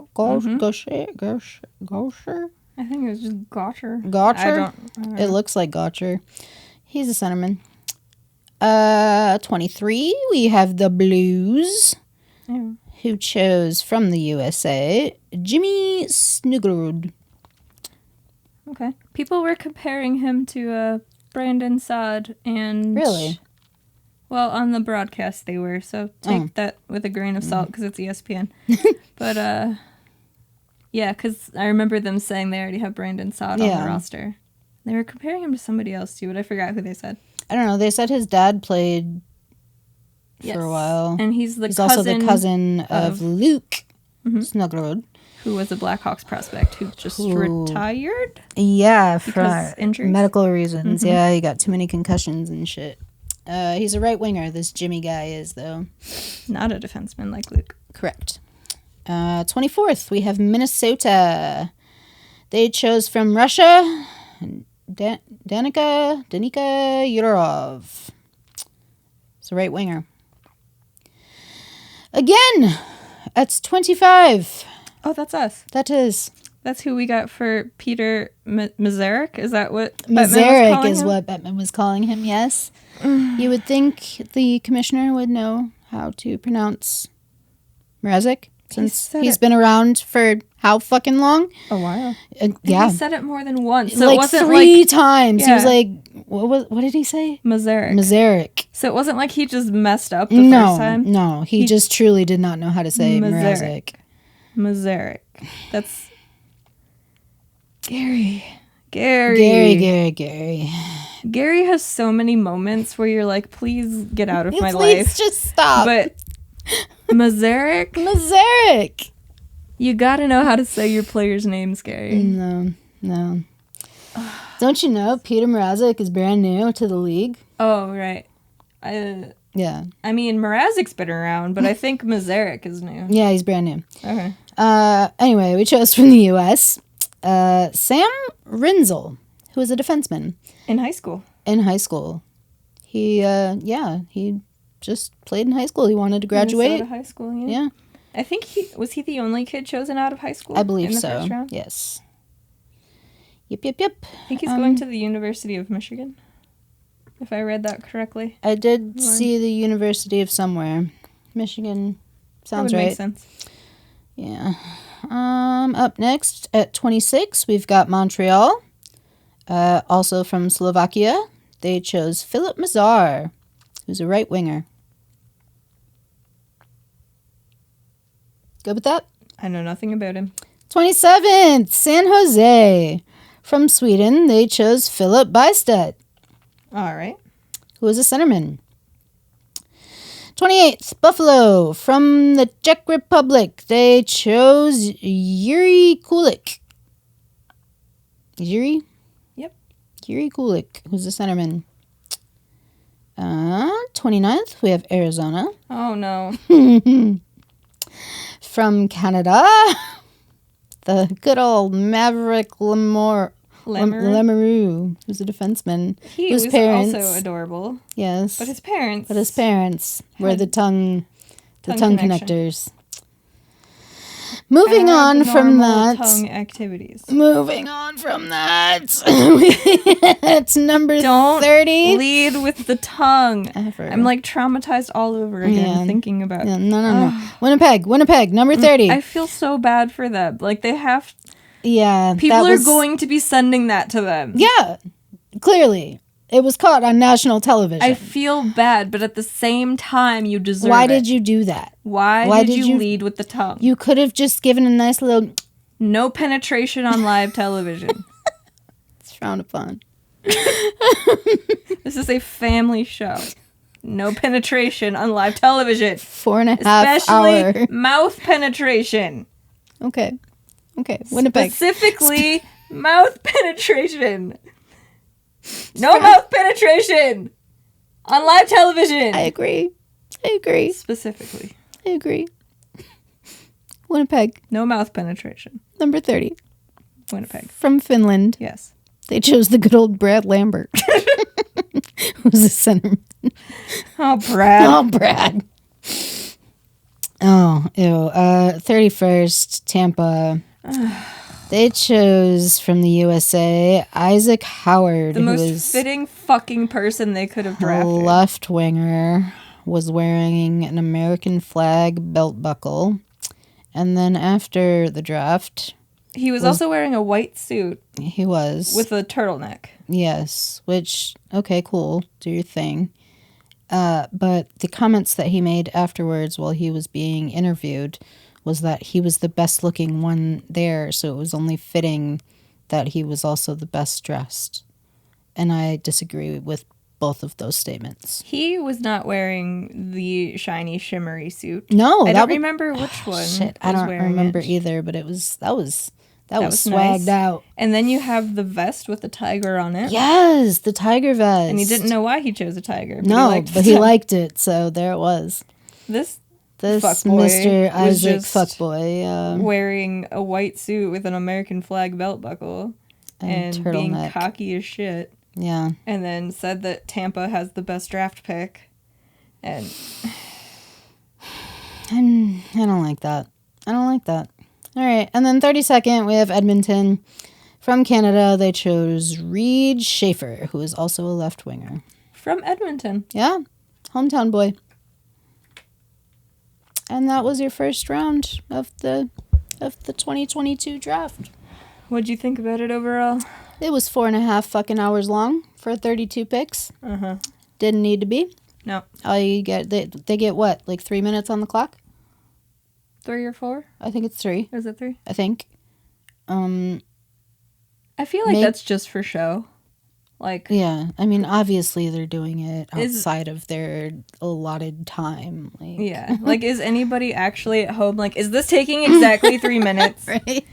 Because once they say, like, the pick is in, they never walk up there right away. No. They're still talking. They still wait. Yeah. Why does yours do this? What? I don't It's know. Did you just- loosen it? I didn't do anything. It's just it got wiggly loose and somehow. floppy, and I don't know where to tighten it. Oops, that was the wrong way. Ah, more floppy. I think I loosened it. There. Is it better? Yeah. Thanks. Fixed it. Good job. All right. Yeah. Anyway, it was too long for no reason. It always is. Just make your pick, go up there, announce it, celebrate it, tell us a little bit about him, move on. And there's no reason Gary needs to talk so much. I don't know. Ew. Why does he even? Well, he needs to be there. He's the commissioner, but like He doesn't need to he be doesn't there. need to be there. I mean, they survived perfectly fine when he had COVID and didn't hand out the cup. True. He doesn't need to be there. But, I don't know, as Gary, I'm sure he just wants to be there. Like, you have to see my face. Because I'm Gary Bettman. I'm Gary Bettman. And everybody hates me. And I love that everybody hates me. Yeah, he does really love those boos. He does. I'm sure that he's thrilled that Canada didn't pick Shane Wright. Especially if he turns out to be the best player in the draft. Yeah. It's like, yay, he went to one of my American teams, my newest child in Seattle. My little baby. That'll be interesting if he turns out to be the best player in the draft, though, and like he didn't go first He overall didn't go and fell first, to yeah. fourth. Yeah, That would be really funny it would. and interesting. Yeah, but nothing funny or interesting ever happens in the NHL. This is true. This is very true. Why do we like this sport? That's a very good question. I don't know. I don't have an answer for you. No. What did you think overall? It was a time That it was. It was maybe less boring than some of them of late have been. But maybe that's just because our team was the one fucking all the shit up and it's true. doing all this crazy shit. They're like, you go here, and you go here, and you come here. I feel like last year there were no trades like It was during the draft. super boring. From what I remember, it was a very, very boring It was super boring. draft. So at Nothing least happened. Stuff happened this time. Yeah.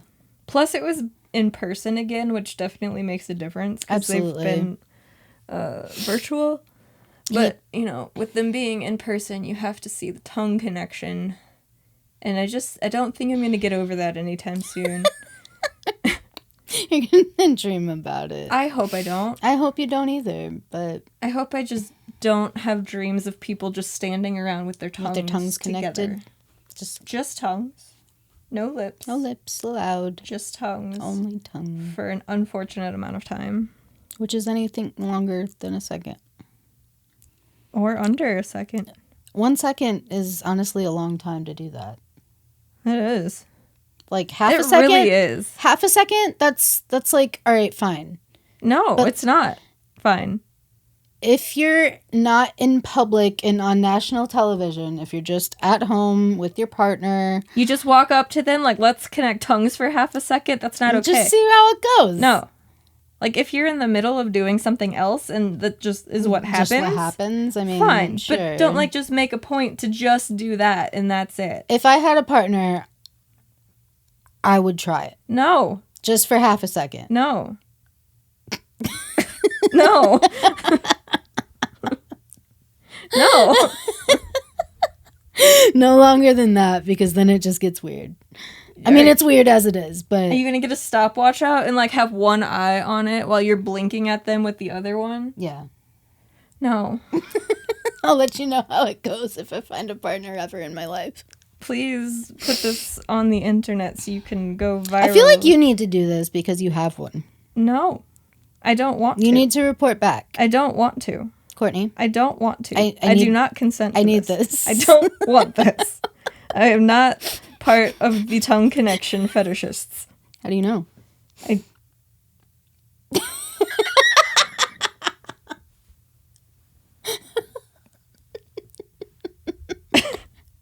I don't have an answer to that. See? I guess I don't know. Yep.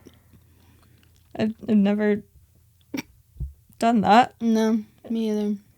Because it's not a normal tongue activity. I just picture them laying flat. Is that my problem? Like, they're just laying flat against each other like two pancakes?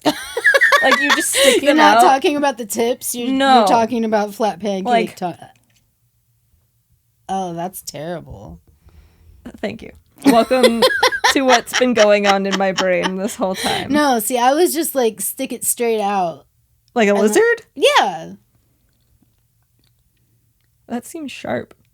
Like tongue sharp. My tongue is too short. I have a very small tongue.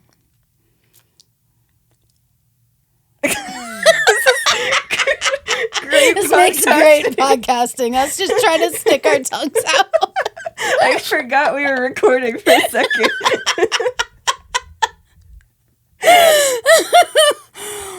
It's just like there's got to be people who have a tongue fetish, right? Oh, 1,000%. It's got to be quite a large community. I mean, a tongue is. Does it?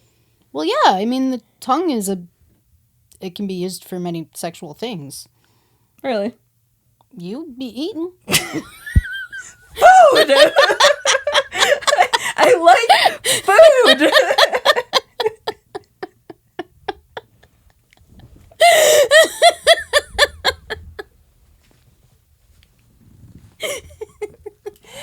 I like food.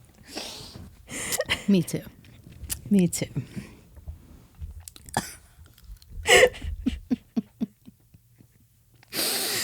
I like food. Yeah. But for real though, like, how do you fetishize a tongue? Because it's already in use. Per se. In use. Yeah. How so? Well, to lick things. Precisely. Yes. So if you're already having it in use, is it a fetish? Because no, because I feel like that's just what it does. Right. So are there tongue fetishists? I'm sure somehow there's always a way. Would there be... What would tongue fetishists activities be? Eating? Food? Food. Or not food, if you're a tongue fetishist. I mean, hey, I don't know what you'd be eating out there. I mean, just licking things. Just like out there. Doorknobs? Don't lick doorknobs. Oh, ew. Light switches? Walls? Walls? You know. Floors? Just licking things? Licking carpets? You know, I was gonna go there, but then people say carpets. Carpet munchers, yeah. So it's... Yep. Welcome to our lesbian hockey podcast.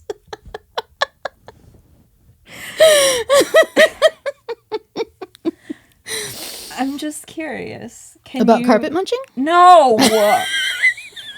Do you want me to explain it to you? No! I'm curious about tongue fetishes. Yeah, what do they... What Can do you like fetishize to do? You can fetishize anything. a sexual organ? Because that is what it is for. So, can you fetishize it? What is a fetish? What is the I feel definition? like I need the actual... We need... Hey, yes. Siri! You want to start copying what I say? You want to answer a damn question? I feel like we need the definition. Okay. Make something the object of a sexual fetish. Have an excessive and irrational commitment to or obsession with something. A commitment? You have a commitment to other people's tongues?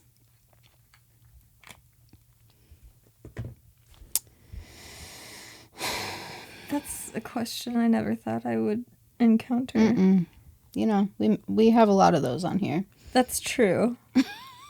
Like, I don't even know that I'm all that committed to my own tongue. Yeah, It's just kind of there. I've never thought about it. So maybe I'm not a tongue fetishist. Okay, If I've never... we've rolled that out. Okay. We haven't ruled out the whole tongue connection thing. I thought I had. No, you got to try it. But no, I don't want to. I will call your girlfriend right now. No. I don't want to try this. I don't want anything to do with this. You don't know that.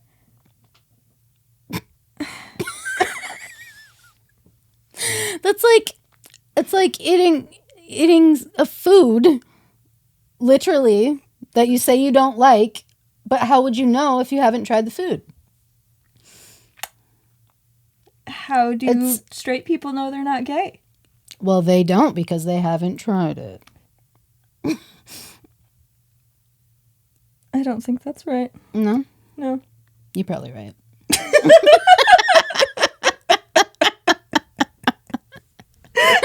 I'm just saying. I mean, come to the other side. See if you like it. I mean, yeah, if you want to, but... That's exploration. That's by curiosity. It doesn't have to be bi-curious. It could be anything curious. You could be pan-curious. Well, I suppose you could put it that way. See? You could just be curious. You could just be Why curious. you gotta label the curiosity? You don't have to. It's just curiosity. Exactly. People should be curious about themselves. Yeah. That's how you figure out who you are. Mm-hmm. But I don't want to... You don't want to pancake tongue. You don't have to. That's what I'm saying. You could just do the pointy tongue. You see, that seems... No. It's like weird in a different way.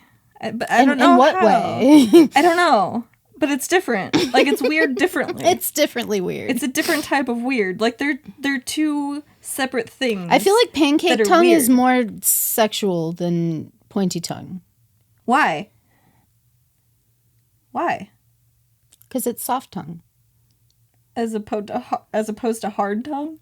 Well, when you point your tongue out, Mm-hmm.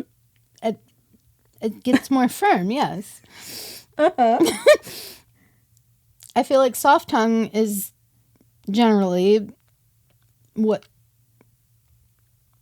you use to eat. I have never measured my tongue hardness while eating popcorn.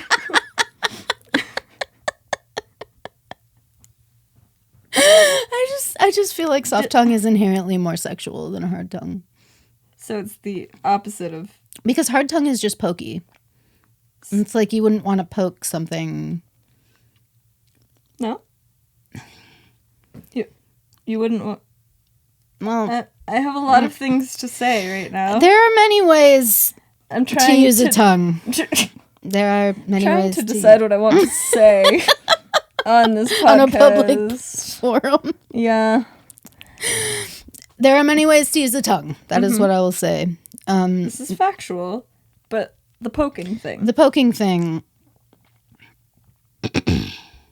Isn't that what a lot of people do sexually? Yes.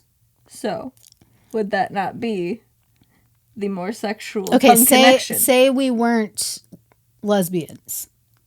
Mm-hmm. I feel like with a wiener, you wouldn't want to poke it with a hard tongue. Like, I feel like they wouldn't get anything out of that. Maybe they do. I don't have one. I wouldn't know. Frog. I mean, now that would... I feel like that would just be distracting. Like, it would be counterproductive. Like, are you frog licking Are you okay? my pee-pee? Kink unlocked. See, that's what's gonna happen when you try this tongue connection thing. Because I'm not going to. I'm gonna message her and be like, "Have you tried it yet?" No. I'm sorry. I would try it out if I had a partner, but I don't. So Well, find one. hey guys, Don't I'm ask single. the internet. Shit. That's a bad decision. Well, it's bad to just go outside and be like, "Hey, I'm single too." It's all just a bad idea. Everything's a bad idea. I mean, true. So just find some random person Oh God, It I don't looks- want to tongue connect with a rando. that looks somewhat clean Oh God. and say you have a science experiment to conduct. Can I borrow your tongue?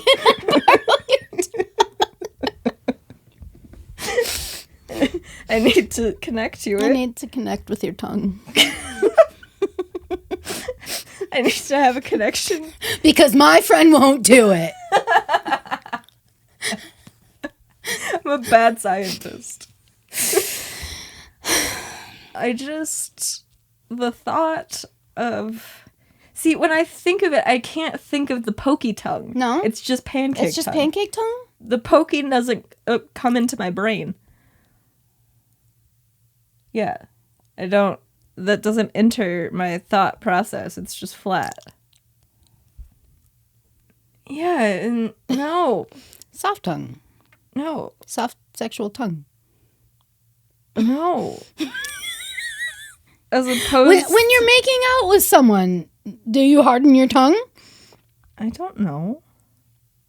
Well, think about it. I don't...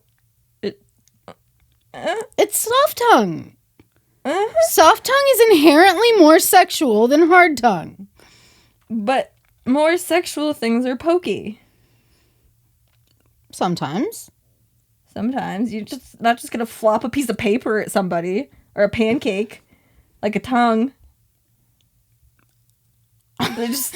You slap somebody with the pancake. You say, is that good for you? Do you like that? Let me go get my pancake. You seriously just almost punched me in the face. But I didn't. But you didn't.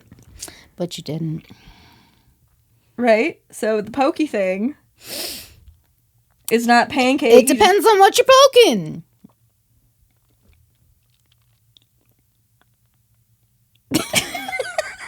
I guess. Oh, this has gone so far off the rails. I don't even know what station we're at.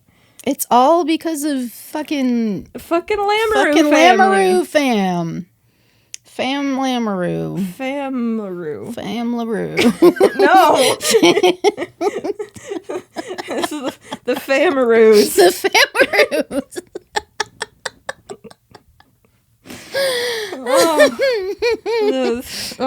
They just threw everything off with the lead with the tongue. See, I feel like tonight would have been so much better for everyone if they hadn't caught that on camera. Me too.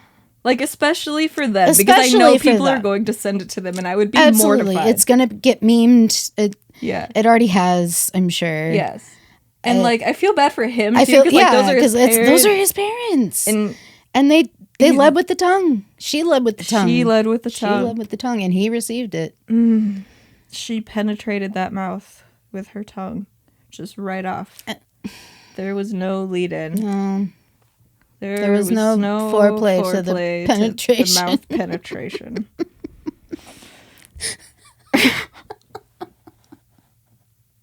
I can't believe we're starting season 4 with mouth penetration. You can't believe it? I can believe it. You can but believe I can't it. Believe and it at the why same are we time. both doing this? I don't know. I have hair to grab. You're just I'm just leaning.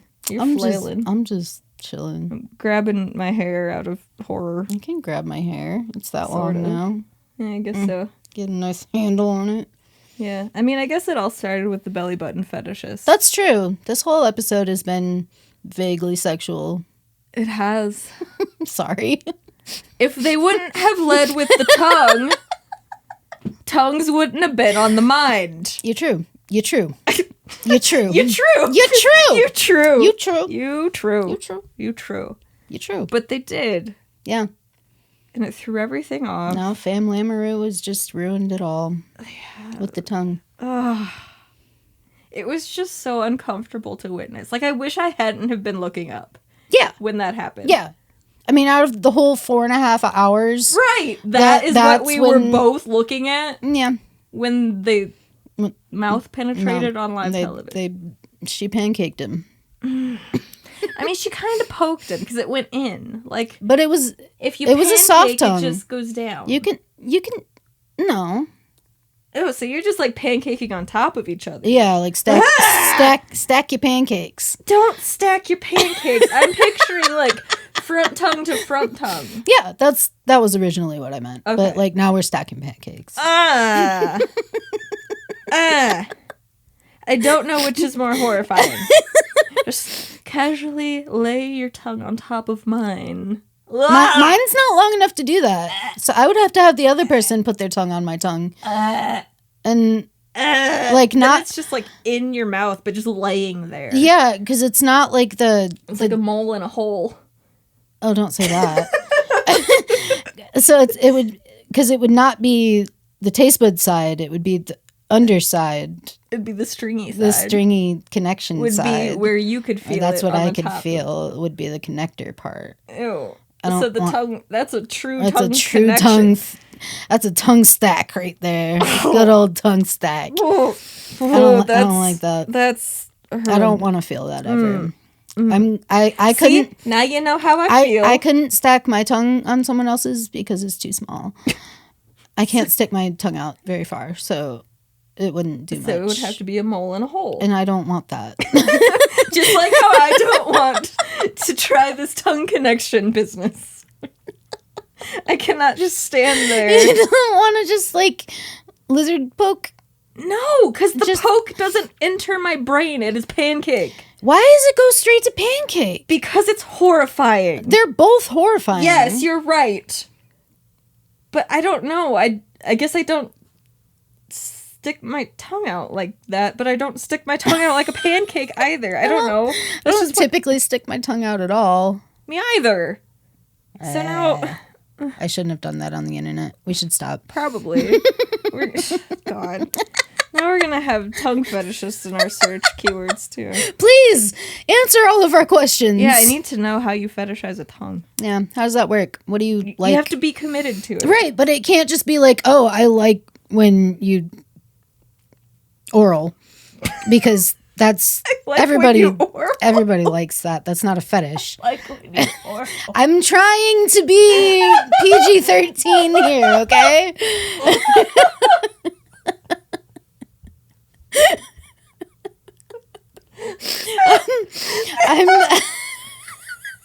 It can't just be like an obvious sexual act and you're like, yeah, I like that. Because that's not a fetish. That's just people like that. That's sex. Hey babe, how did you know you liked me? I like when you oral.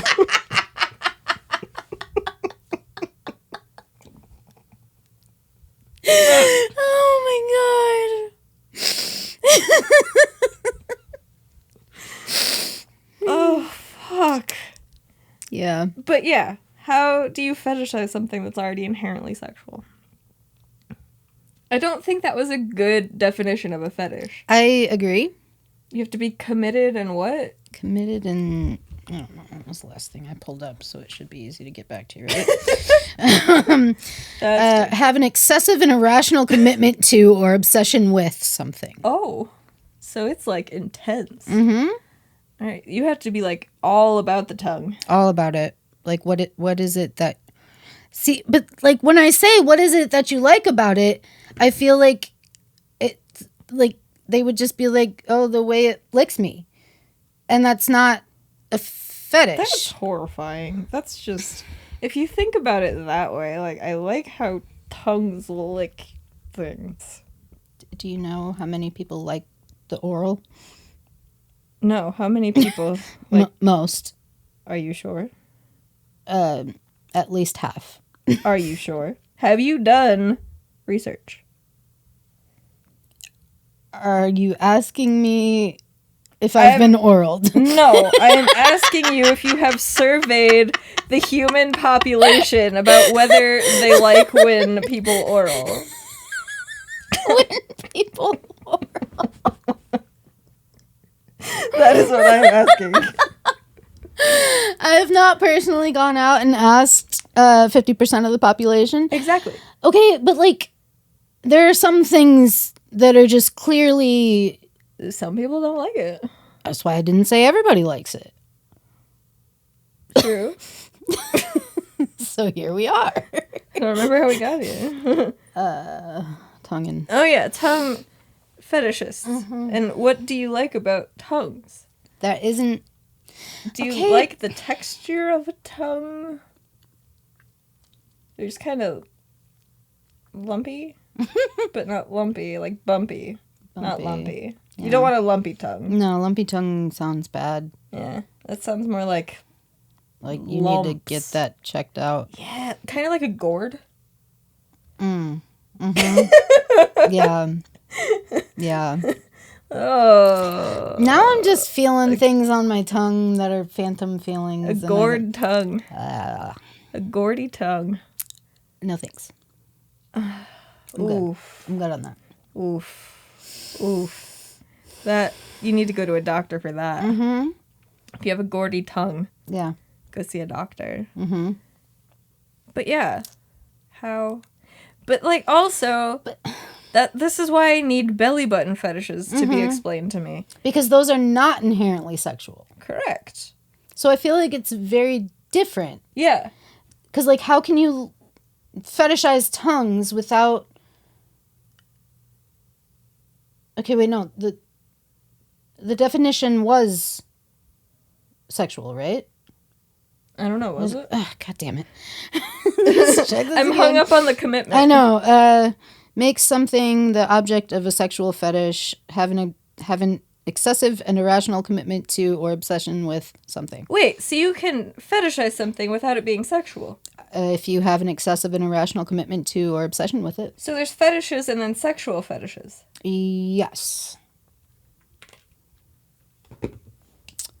So, belly button fetishists out there, is it a sexual thing? Or do you just really like belly buttons? I feel like I'm more comfortable with the sexual Yeah, aspect. I agree, because, like, what else are you gonna do with a belly? I mean, I'm not saying that's all. Oh. Now I sound like a belly button fetishist. What else are you gonna do with the belly button? No,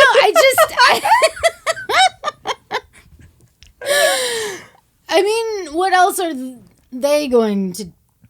How else could they view it as a fetishist? Mm-hmm. Maybe they just really like belly buttons. The texture when you bite the outie. Oh God, I forgot about that. That just made me. I do not have an outie. Yeah, That's just I never thought about the fact that there could be a fetish and it wasn't sexual. Yeah, me either. Because, like, every time you hear it, it's in a sexual context. Yeah, but I feel like when people are, like, truly obsessed with something... It's sexual. Yeah. There's a sexual aspect to it. Right. Right? Yes. Yeah? I would say so. I mean, like... Name a fetish that's not... Well, I don't know, because I've only ever heard of sexual fetishes. Well, yeah, but, like, what else could you think of that's a fetish that you're deeply and irrationally committed to? Yeah, and obsessed with. I mean, there's that show, My Obsession, or My...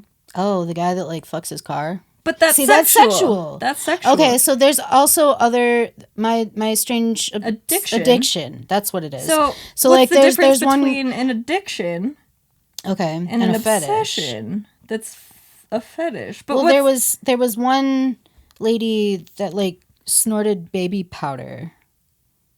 Is that a fetish? She was deeply committed to it. Or is she addicted? What's the difference between an addiction and an out of control fetish? I don't know. Is an addiction just... Where does it go from obsession to fetish? Where does it go from fetish to addiction? Do you have to have, like, a chemical reaction for it to be an addiction? Like a brain chemical addiction? I don't know. I don't know. These are the questions. Help us out. This is where we need, like, a brain doctor. Yeah, we got real deep here when it came to fetishes. Trying to figure out. Because there has to be a line where you... Well, yeah. Where you crosses, unlock the next... like, fetish unlocked. Fetish unlocked. Obsession unlocked. Yeah. So, like, I feel like it would go... Addiction unlocked. Addiction, obsession. You think addiction would come before obsession?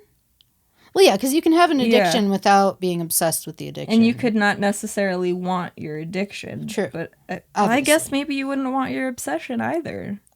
Maybe, depending on the situation. So you think it would go addiction, obsession, fetish? Yeah. Okay. But I could also hear the argument for obsession, addiction, fetish. Like, I feel like depending on what it is, maybe it's interchangeable. It could go either way, really. Like you said, depending on context. But I feel like fetish is, like, the ultimate. Yeah, that's the boss level. But at that point, I feel like there's a sexual element to it. Yes, I agree. Because, like, you hear about people fetishizing black men. Right. For stereotypical reasons. Yeah. Or fetishizing Latino women for being spicy. Right. Or any race, really, for some stupid stereotype. Except white people. No. I guess some people... Well, if you're not white... Yeah. And you could fetishize white people. Why? I don't know why you would want to. Mayo spicy. Well, you hear about, like, snow bunnies and shit like that. And is that partially the black men's fault for going after these white women? Probably not. Because it's probably, like... them targeting... It's so... What's the word I'm looking for? I don't know. Because now I'm confused. I'm not confused. I don't know. I feel like this is something I need to think about. Yeah. So when does it get from obsession and or addiction to fetish? What is the line that it has to cross? I mean, it has to be irrational, but I feel like most addictions and obsessions are. Correct. And you have to be committed to it. Yes. But again, typically It's you are. an addiction, yes. So when does it hit fetish level? I feel like it has to have the sexual element to it. I agree. I can't think of a fetish that's not sexualized. Right. Unless it's just so ingrained that fetishes are sexual that that we can't separate think of it. Yeah. So is that just some unpacking we need to do? I don't know. We need to be educated. I know. We need Educate me. I don't know how to Google this shit without making some weird shit pop up. getting added to some sort of list. Yeah, I don't want that. Yeah. I want someone who has a fetish that is not sexual to talk to me and walk me through it. I think. Maybe. Maybe don't put that out there on the internet that you want that. Email us. Or don't. Like, just leave it in, like, public comments. Okay, public comments. That's fine. That's fine. Where can they do that? YouTube.com/c/center from Center Ice. What? YouTube.com/c/from Center Ice. Cool. What are the other things we got? Twitter Yeah. at VF Center Ice Pod. Yeah. And Instagram at From Center Ice Pod. Uh-huh. And FromCenterIce.com has links to all of these all things. of it. They're also Everything. in the show notes and description if you're watching on YouTube already. Look at that. We made it easy for you. She made it easy for you. I'm thinking so deeply about this. About the fetishes that are not sexual? Yeah. I don't know that there is one. I cannot But I'm wrap also my head thinking around about that. stacking tongues and poking tongues, and Well, I'm really mad at the Lamoureux family for making me think about tongues. why did you ruin this whole podcast for us? By leading with the tongue. Leading with the tongue. It was just How dare you? so... Everything was so fine. It was chaotic, but fine. It was fine. And then you came along And and led with led the with the tongue. tongue. Just right on in there. This is what happens You can... when you have mouth penetration on live national television. Just give a little smooch. That's it. There was no need. Even if it's an awkward, like, both of you don't make your lips do the thing at the same time, so you're like smashing faces, that's better than inserting the tongue visually. Like, you could see the tongue come out before it hit the mouth. Yes. And that's a problem for me to see. It just made everything. Again, not yucking any yums. No, not at all. If that's what you're into, I'm so happy for you if great. you have found somebody else who is also into it. Fantastic. It's wonderful. I don't need your lifestyle shoved down my throat. Yeah, you straight. We don't need to be showing this to the children. They don't need to know this. They're too young. I don't want to explain to my children why there are tongues. The tongue is going in his mouth. I can't believe I have to explain this to my children, why there are tongues going into mouths on television. If you would just keep your private lives private and stop shoving your lifestyles down our throats. I don't need to know about your sex life. I don't need to know what you do in the bedroom. I don't need to know about that. I don't need to know. So keep it private. Stop throwing it in my face, because then I won't be stuck thinking about tongues all night. Okay? Okay. Okay. Deal. Oh, God. These fucking straight people. Fucking straights. They can't stop. They can't stop. They don't throwing know it in our fucking it's just faces. always there. It's always over the top, and they have to just go at it on live TV. Leading with being all straight and shit. With their tongues. Being straight with their tongues. What are you tongue doing? penetration. What are you doing? Ew. God. Children can see that. How am I supposed to sleep at night?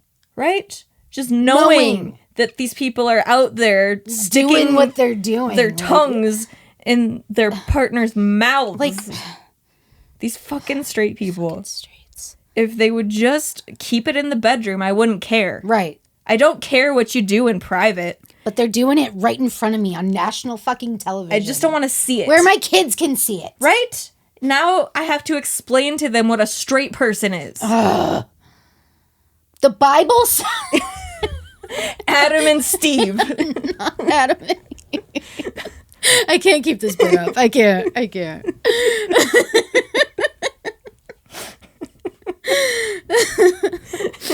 Oh, if we wanted to go into all of that, don't want to do that. You're not leaking enough Jesus for that? Oh no, there's no Jesus to be found here. Jesus left the Jesus shed left a the long building. time ago.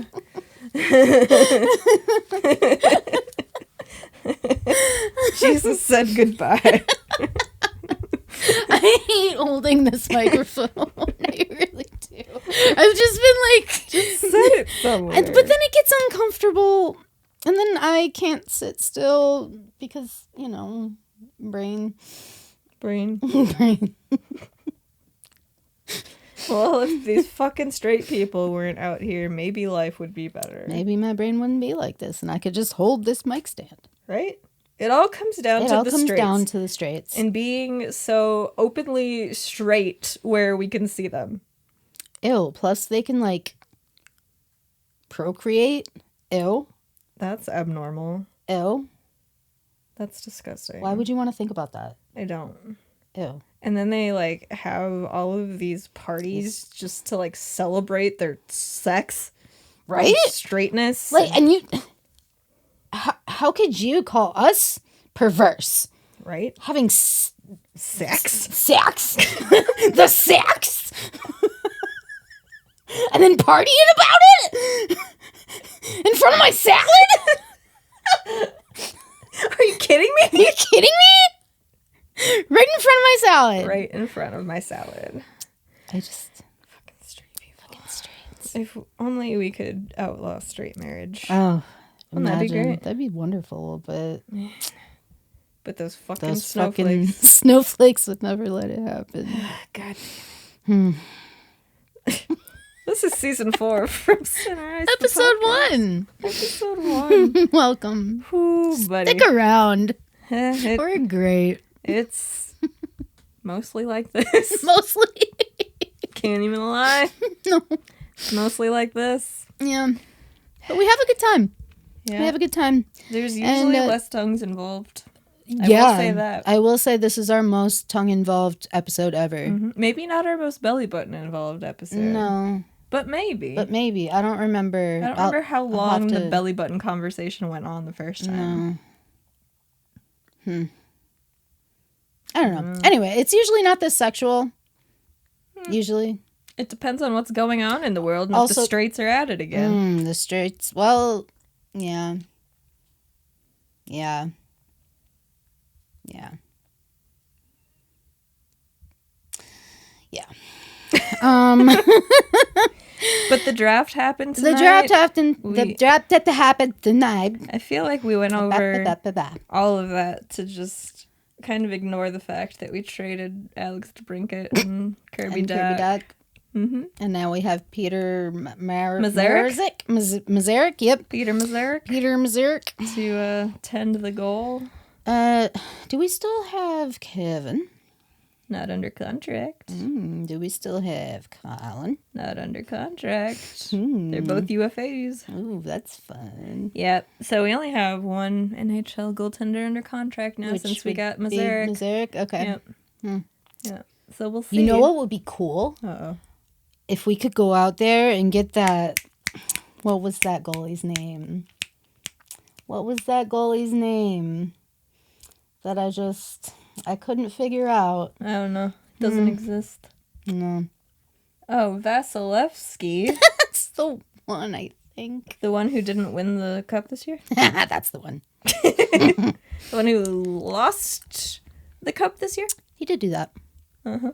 I didn't actually not know who he was. That was a joke from a previous episode. Oh, yeah. If you're new. Catch up. All right. It was the last draft episode, I believe. Was it, or was it one of our off-season list thingies that we were doing? No, it was the draft. Was it? Why would it have been the draft? Because you were going over draft picks that had been made, and then you couldn't read Vasilevsky's name off of your list. Because there was a thing on the screen. It didn't look. I know who the fuck Vasilevsky is. Okay. Who? Precisely. We still make a joke about that every time he comes. I text her about it. I'd be like, I don't know who this goalie is, but I don't think he's very good. That was during game 1 when he was getting blown He wasn't the fuck out. very good. Yeah, I was like, I don't know who this goalie is, but I don't think he's very good. Yeah.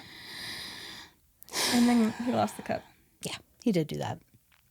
But anyway, this has been episode 1 of season 4, and it's been a time. It's been a time.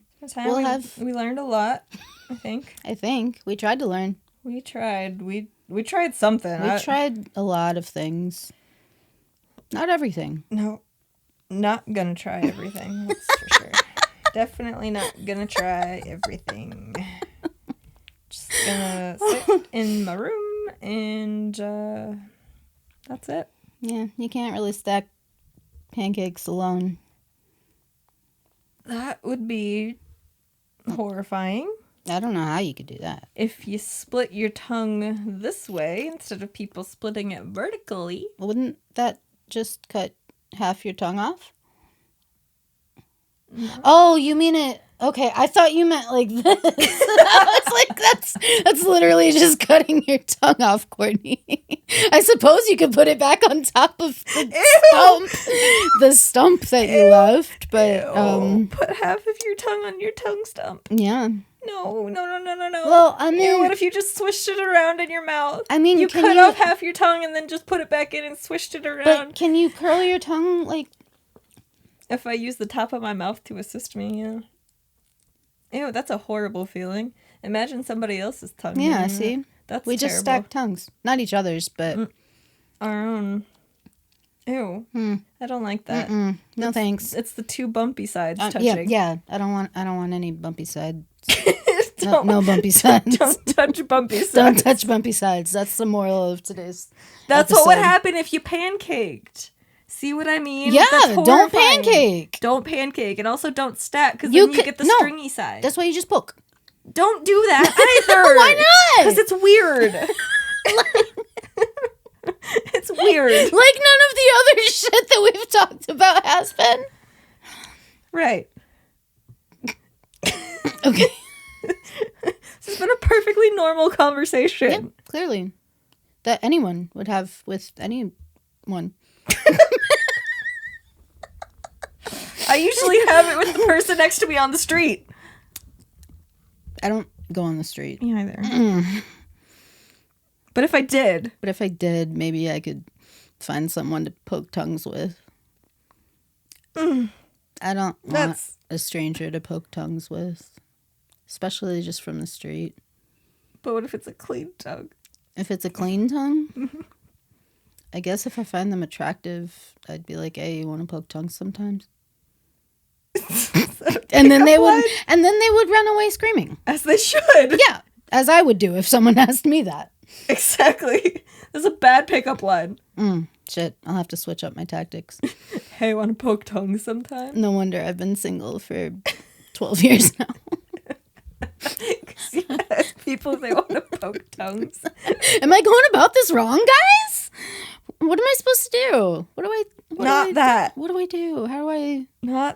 How do I pick somebody up? By the tongue? What if you just grabbed them? Wouldn't it be too slimy? I don't know. Not if they stuck it out long enough. You just True. gotta connect tongues long enough. And then you can grab it. Why am I grabbing it again? I don't remember. But now I'm horrified all over again with a different thought. First it was biting of the belly buttons. Then it was tongue connections. Then it was doing horrible things to belly buttons. And now it's grabbing tongues that are dry. Dried up so tongues. You can pick them up. Dried up tongues. Would it be like... Imagine being picked up by your tongue. No. Nope. Would it be like dry coral? I feel like it would be the consistency of dry coral. I feel like that's very dry, and your tongue would never get that dry as long as you were alive. I get some very, very dry mouth with some of my medications. You know what coral feels like? Yeah, but do do dead people's tongues get dry? I imagine they dry up like the rest of your muscles. I'm sorry that I looked you up and down the way that I just did. Are my muscles dry? Like your muscles do? Like your muscles do when you die.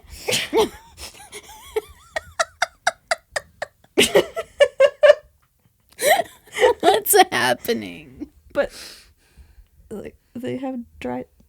I mean, I don't know why they'd be wet, but What, dead people's tongues. No, clearly you don't produce saliva anymore. I've never thought about a dead person's tongue, but now I am. They actually at like funeral homes, they'd sew your mouth shut. Well, yeah, so it doesn't pop open. Because dead face is open mouth. Yeah. Yeah. But so they'd sew it shut, and then they put the pillow around, like, so you can't see. The jaw has been sewn shut, and they put contacts that have barbs in them, so you can't open. Well, obviously you wouldn't open your eyes, but it keeps your eyes closed so they don't pop open during like an open casket funeral. How would you like your grandma to just pop her eyes open and look at you when you're trying to say goodbye? Both of my grandmas are dead. That's what I'm saying. They don't have eyes anymore. Those are probably dry too. I'm very caught up on this dry tongue thing. Where does it go? Why would it go anywhere? I don't know. I feel like a dry tongue would get smaller. Well, yeah, it probably shrivels up. Have you seen a mummy? No. Like, unwrapped? No. You haven't? No. Are you... Okay. Am I just in weird places of the internet? No. Is it like a turtle? Just back in the shell? You don't, like, swallow it, I would imagine. It would just kind of, like, lay in the back of the throat. Yeah. Because it's not really, like, muscly anymore, so it's not holding itself there. Right. So it would just kind of shrivel back to the back of your mouth? It won't shrivel all the way up. Would it? Unless it, like, crumbled to dust. Like, do you crumble to dust at some point? I would imagine. It depends, I guess, on, like, your... what they do to you. Well, yeah. Like, if you're embalmed or if you're just buried. Without embalm... Don't do that. Don't bury me alive so my muscles would never. Well, you looked at my muscles like they were drying up over here. I was just looking at the closest muscles, all right?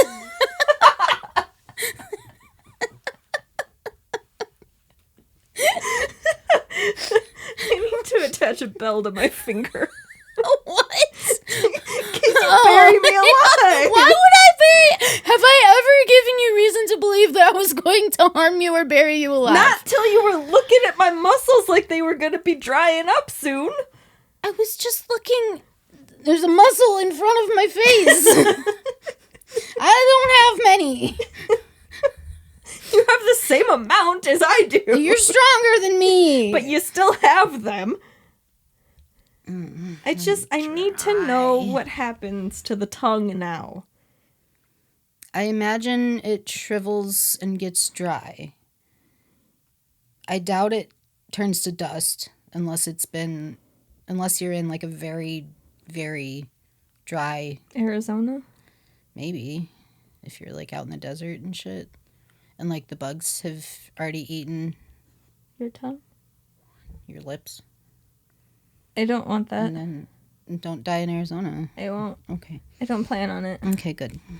It's too hot down there. It's way too fucking hot. It's too hot to die there. No, I won't want... It's too hot to live there. You just get cremated by walking outside. Yeah, pretty much. 120 degrees? I don't think so. That's not okay. No. We're from the Midwest. Hell no. That's not okay. But what happens... Keep me at a cool 70. Yeah. When they sew the mouth shut, they go up through under the mouth? I believe I've seen, like, the videos that I've seen, they go through here. What do they attach it to? That's a good question. The top of the mouth? I don't know. How? Maybe the teeth? What? I don't know. Okay, What, now I'm just speculating. Where does it go? Like... You have to hook Well, it 'cause onto something. There's only a small area, like, above the roof of your mouth before you hit your sinuses. So maybe they just go up into the sinuses and back down. But You're not alive for this! my soul is watching.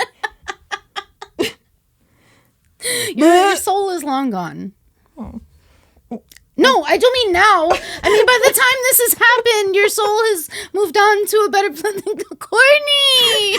Your soul is long gone. Why do you think I hate you all this time? Your soul is long gone.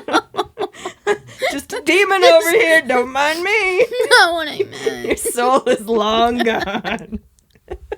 I just mean by the time they're doing all the stuff to you, you've already moved on. Because you said they put the pillow here. So there's only a mark under the neck. Or under the jaw, I guess. So it has to connect to something up here. But how do they get to it to hook it on? Do they, like, pierce the top of your mouth and, like... Yeah, they have hooked needles. Do they go into the sinus, or do they just I go don't know. I'm purely speculating at this point. You're the one that watches this shit. You're supposed to know I'm not an expert. where they tie the mouth shut. Now I feel like my mouth is...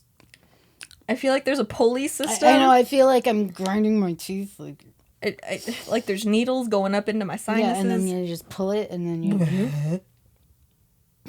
And barbed contacts? Yeah. That's It so horrifying. It keeps your eyelid from opening. What, they should just, like, put... Would you rather they sew your eyelids shut? Yes! That would be visible. So... Aren't you supposed to just look like you're sleeping? Don't have open casket funerals! Fair. Fully agree. Nobody needs to see that. I don't need to see anyone that I love or care for dead. I've already seen it. Yeah, been there, done that. I've already seen you dead. I don't need to see you dead again. It's enough. It's enough. I know you didn't look like that when you died. Nope. So... You never look the same. No. I You saw what you looked like. You look dead. Yeah. You dead. Yeah. Kind of like a fleshy doll. Yeah. Yeah. With a lot of makeup A on. lot of makeup. So you're not So like much green. makeup. Yeah. Or like yellow. Yeah, yellowy green. Yellowy green. Like avocado colored. Ew.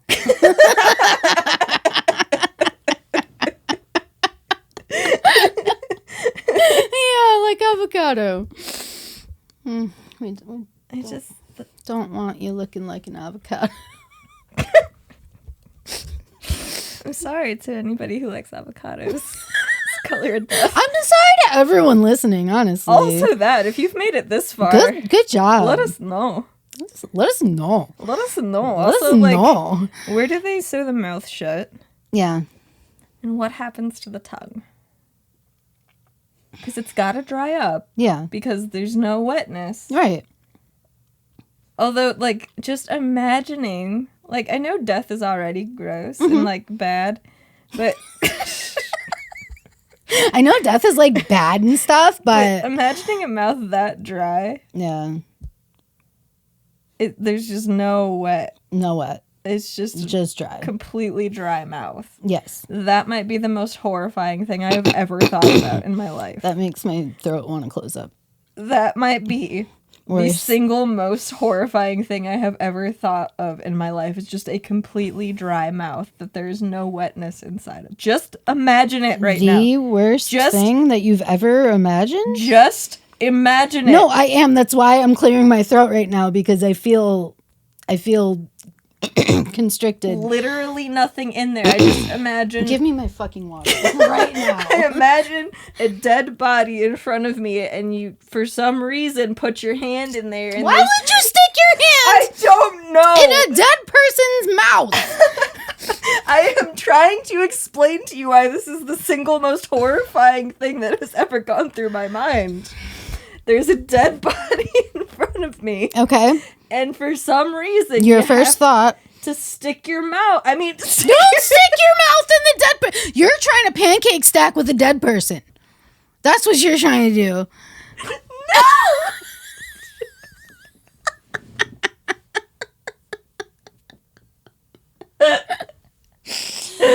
And for some reason, you have to stick your hand into the mouth, and it's just... For what reason could you think of? I don't know.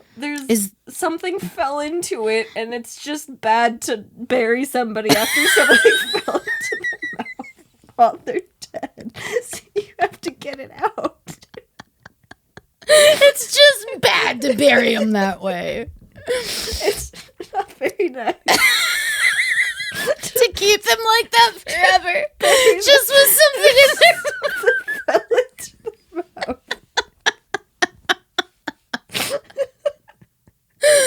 Oh my God. So you gotta reach in there and get it out. and get it out. But it's just Dry. It's just Very. What? She's crying again, y'all.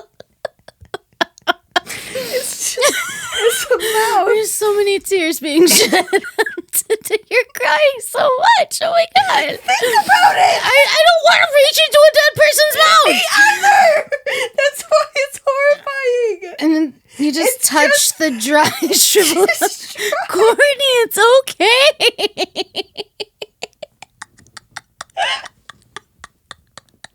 I would offer you a tissue or something, but here's a napkin from Duncan. Brought to you but not sponsored by Dunkin'. If only. So you just reach in, and it's a mouth. It's just but dry. There's nothing wet in it. It's just dry. No wet in the mouth. Just completely Only dry. and it's just a completely dry And you tongue touch the tongue. that has shriveled up. Would it feel like a cat tongue? A dry cat tongue? Wouldn't that just... I don't know. Like, would the taste buds fall off, or would they... There's just a pile of Ew! taste buds Oh, that's like the bugs that I told you about. gathering in the back of the throat. I feel like that's not how taste buds work. So you have to reach in I and feel like retrieve this your is not- fallen object This is not how taste buds work. from the pile of dead taste buds that have fallen off. And pile them in the back of the throat. This isn't how it works at all.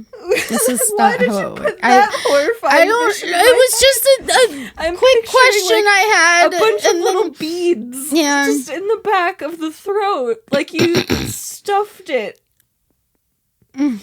Like the Nip Tuck episode where they stuff them. Oh, yeah. I haven't watched Nip Tuck in a long time. Me either, but like that. It's taste You're buds. seriously making my throat irritated. What happens when people die? What happens to their tongue? And why I need a mortician. can't imagine the dryness of the mouth? Well, yeah, your whole body dries up. Dry veins sticking Dry, together. yeah. That's why I don't give blood. That's not how that works. Can guarantee, having donated over a gallon, your veins do not dry up and stick together. Maybe they do. They do. Did you take them out after they took your blood? No, because they belong in my body. Exactly. What do you mean exactly? But they could be dry. No, because my blood is still pumping. Yeah, when it gets back to the dry area, it'll push its way through. I don't understand what the question is here. It's dry until more blood gets there. Because they steal it. They don't steal it. You They donate steal it. They steal it. You're never forced to. They steal it. Everyone donate blood. It's important to your Please local do, communities. because I don't. Because my veins will get dry. No, they won't. Yes, She's they just will. terrified of needles and veins and shit. Yes, and dry tongues of dead people. That has nothing to do with the blood donation. Unless they steal too much. If they steal too much, yes, you will be a dead person With the dry mouth. with a dry mouth and a shriveled tongue. Everybody knows how bad dry mouth is. Now just imagine there's no wet. No wet. No wet. None. None of the wet in your mouth. Imagine how horrifying that is, and you will know why I'm crying. Terrible. Exactly. I'm on medication for dry mouth. Yes. Because if I don't, then my lips stick to my fucking teeth. Yes. That's how dry my mouth gets. Yes, but there is still some sort of wet in there. So just imagine. Some little minuscule amount. So imagine there is absolutely none. I don't want to. And you have to reach in to retrieve an object that fell. How big is the object? Small, like a marble? ring-sized. Oh, okay. Yeah. I don't know why you'd drop a ring in there. Or a marble, even. Or a button. Maybe you don't want to give them. Maybe it's the barbed contact. Oh, and you were going for the eye, and but it fell. It fell. You dropped it Into the mouth. because you hadn't sewn it shut yet. Yes, because dead mouth is open mouth. It is open mouth. That is how dead. Yes. Yes. Yes. Dead people, their mouths have open mouths because they can't hold them closed. Right. Because they Takes muscles don't work anymore. to do that. Yes. And when you're dead, your muscles don't work anymore. Exactly. So you're trying to put the barbed contact into the eye, and you drop it into the mouth, which hasn't been sewn shut yet. Right. So you have to reach in there because it's not nice to bury them with a barbed contact in their mouth. Yeah. Yeah. Yeah. So you have to get it.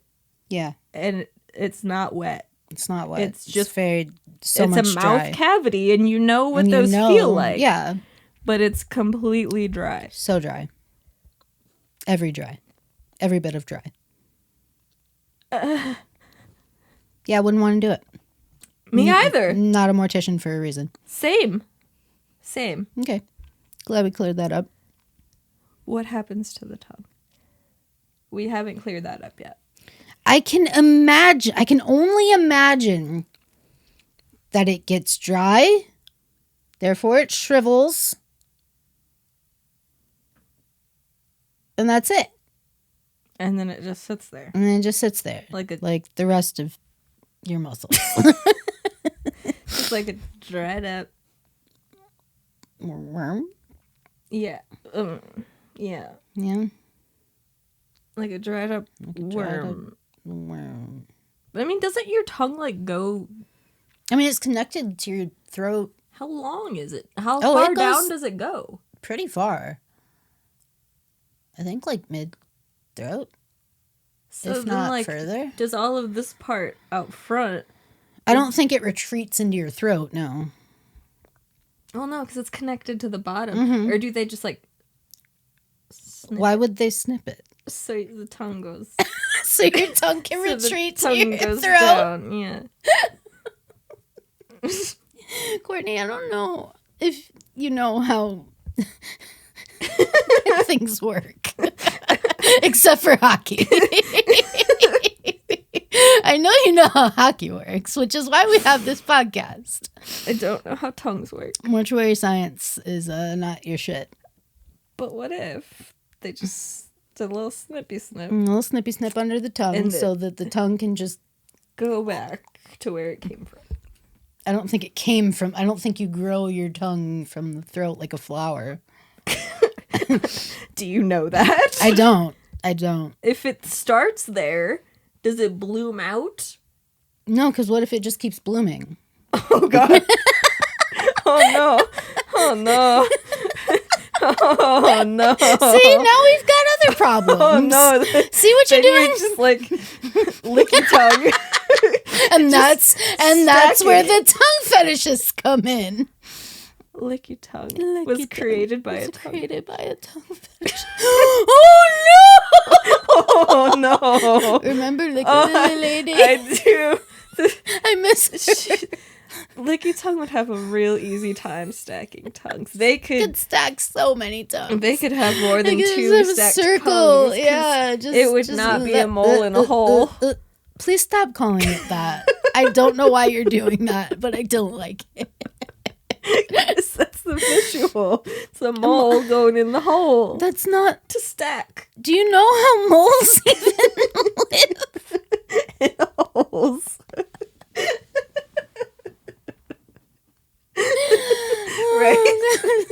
kind of. Well, exactly. Mole in the hole. My throat is so uncomfortable. It just stacks. What if somebody stuck their mole too far down your throat? I'm gagged. I can imagine. I want to connect my mole with the beginning of yours. It just whoop. I've already had to swallow my uvula before. They'd have to I have a don't really want anybody long else. mole. Please stop calling it a mole. I've already had to swallow my own uvula before. I don't want to have to swallow somebody Somebody's else's mole? tongue. Mole? Tongue. Mole? Tongue. Mole? Protruding tongue. Prolapse tongue. Oh, God. Can a tongue prolapse? I feel like that's a tunnel thing. Like anuses and vaginas. Belly button prolapse. Would that would be like a not a hemorrhoid, it starts with the H, right? Hernia. Hernia. Is that a prolapsed belly button? I thought that was just like a hard grow. It's where your organs come through your muscle. area. That shouldn't happen. No, that's why you get them surgically fixed. Oh, that's why they hurt. That's why they hurt. They come through your muscle barrier. Well, that's not a prolapsed belly button. But if we still haven't confirmed whether or not the belly button is connected to anything. I'm pretty sure there's like a stalk that it's connected to your muscle Is it hard? barrier. Like a corn stalk? I don't know. Have you tried to pinch like around your belly button before? Yeah, it's like conical. Yeah. This is really uncomfortable. It is. I don't like this. Is it the stalk? Ow. I don't know. I can't do it. So, but a hernia would be your organs. Right, would be coming through that part. What if they came out your Ouch, your belly button?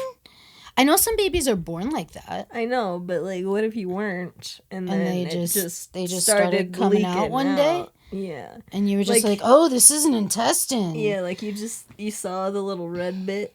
You're like, I should probably get that checked out. Huh? And you poke it and it hurts real bad. Yeah, and like you could see food going through it when you're digesting. I don't know why you're doing vomit face at me. You're the one that suggested this. I'm just going with it. Nothing should come out of the belly button. I fully 1000% agree. But can they prolapse? Because if it's a tube that prolapses like the others that you suggested, I hate myself right now. then belly button prolapse. Because if you have an innie, they're tubular. Umbilical hernias are very common in infants and young children, particularly in babies born prematurely. So it's an umbilical hernia repair. But that's a hernia. That's An umbilical hernia is a result of weakness in the muscles in or around your belly button. You have muscles in your belly button? in your belly button? It causes the belly button to pop outwards and can happen at any age. Umbilical hernias are most common in women during and after pregnancy and in people who are overweight. What does a belly button hernia look like? Looks like a lump in the navel. It might become more obvious when the infant is laughing, crying, going to the toilet, or coughing. When the child is lying down or relaxed, the lump may shrink or go away completely. I feel like I need to go to images, and I hate myself right now. But what if it's not a child? Because it said it can happen at any age. But that's how you'll see it when the child is laughing. I pictured like a baby laughing inside of a pregnant lady because you said it could happen to pregnant people, and then there's just like a laughing baby in the womb. That's obscene. That It's like... it's not necessarily gross. No, looking. it's not grotesque. It's just... It's phallic. That was phallic? You got... Yeah, well... If you've got a short, stumpy one. Well, I mean, if you got a short, stumpy one. No judgment. Not at all. It's all about how you... It's I'm not gonna finish. motion of the ocean, not the Size of the ship. wave. That doesn't sound right. I don't know. What are we even talking about? Okay, this is the diastasis I was telling you about. How, like, it separates. It can separate because of, like, obesity. Wait, what is can, separating? the abdominal your stomach muscles? Yeah, like it's supposed to be. No. It's supposed to be like that. Yeah. And then, like, if you have a baby or a lot of babies, then it can separate. Or, like, if you're just really out of shape. Oh, buddy, that looks painful. They can sew it back together, though. Well, that's good. I've watched it. I'm sure you have. Since you're on Google, Yeah. Yes. look up what happens to dead tongues. Because I will not rest until I know where the tongue goes. Where does it return to upon death? Does it go back to where it came from? In the dying process, the symphony of swallowing becomes a cacophony of weak and mistimed movements. Sometimes the tongue propels saliva backward before the epiglottis has time to cover the airway. Other times, the tongue fails to push at all and saliva trickles down the airway to the lungs in a steady stream. Death. Do you just The drown to death on saliva? If you're dying, You yeah, you could. Anyway, death. The tongue protrusion is a common finding in some deaths for asphyxiation. Asphyxiate. Jesus Christ. E.g. You leaking Jesus. Oh, God, I've done it. You leaking Jesus. Hanging, incomplete strangulation, and the compression of neck tissues and vessels is considered the cause of the phenomenon. So, like, your tongue can pop out. Makes some sort of sense. When a person dies, what happens to their tongue? Our eyes bulge and our tongue swell. As our organs decompose and our intestines produce gases, these gases cause our eyes to bulge and our tongues to swell up and loll out of our mouths. But then what happens after that? Yeah, what happens when it subsides? Like, it's got to go back down at some point.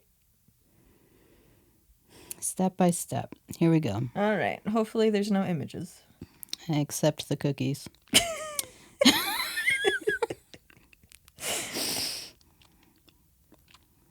All right. The heart stops and the blood pools. Yeah, we got it. The body starts to change color. Avocado.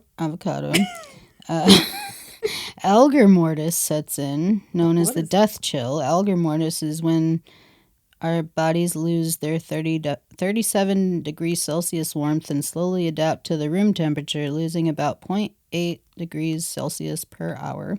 Then comes rigor mortis, which we all know. Our bodies are still moving. Yes, our blood has pooled and congealed, but our bodies are still capable of twitching and flexing for hours after we die. This is because muscle tissue contracts as it dies, and depending on how many muscles are contracting, it can appear as if the body is moving. Our faces flatten out. As our muscles eventually stop contracting, those wrinkles and frown lines are gone. But obviously, you're dead, so that's the downside. 7. Your bowels empty themselves. Although rigor mortis may cause our bodies to stiffen, not all of it does. In fact, some parts, like our sphincters, become very loose because in life it's basically our brain which controls it. With the brain no longer regulating involuntary functions, the sphincter can do what it wants. So it opens up and any leftover waste exits the body. The sphincter wants to be loose. It wants to be loose. It wants it so bad. Yeah. Putrid odors start to seep out. Corpses are notoriously smelly. It's what often gives the game away in horror films when someone gets offed. The putrid odor happen when our dying cells release enzymes notifying local bacteria and fungi of the event. The event? the event of our death. Of the event. The bacteria and fungi then RSVP yes and pile in to begin decomposition, releasing noxious and putrid gases and odors. Then come the animals. Hot on the heels of the bacteria and fungi are critters like blowflies and flesh flies. These will lay their eggs, which hatch into maggots, which will start eating away at the dead flesh. They're then joined at the feast by mites, ants, spiders, and then larger scavengers. Our bodies can make noises. Apparently, this still spooks doctors and nurses. Our bodies will fart, squeak, and moan thanks to a combination of rigor mortis and our guts secreting gas. Why do they squeak? I'm fucking know. Like a creaky door? Maybe. Our intestines get digested. Because of how rich our guts are in bacteria, since the immune system closes down, this bacteria basically goes wild and will digest our intestines. You digest yourself? Apparently. Then our eyes bulge and our tongues swell. As our organs decompose and our intestines produce gases, these gases cause our eyes to bulge and our tongues to swell up and loll out of our Oh, mouths. so that happens after a while then. I guess. Finally, putrefaction, also known as the liquefaction of our organs. This Oh, Jesus Christ. happens as our cells continue to break down and tissue cohesion is lost because of decomposing proteins. Once putrefaction sets in, our corpses become sloshy and spongy. Sloshy. Sloshy corpses. And spongy. That's my new band name. Sloshy corpses. Our skin loosens. Our skin's slippage is amplified as gases build up, meaning it detaches from the bone and muscle. The bones go last. Decades after bacteria, fungi, and other organisms do away with the rest of our bodies, then protein and bones eventually break down, leaving hydroxyapatite, a bone mineral which turns to dust. That did not explain to me. That told us nothing about the tongues, but now I'm thinking Except for about that- skin slippage and sloshy corpses. Sloshy corpses? Yeah, it bulges after a while, but like, what if you're in a the where they do things to you? The mortuary? Yes, and you're not just out in the forest, which is where I imagined this dead body to be. What if you are embalmed? Okay. Do you still slosh?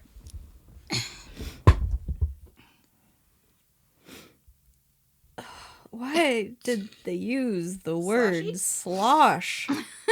Sloshy corpse. What happens to your tongue when you die?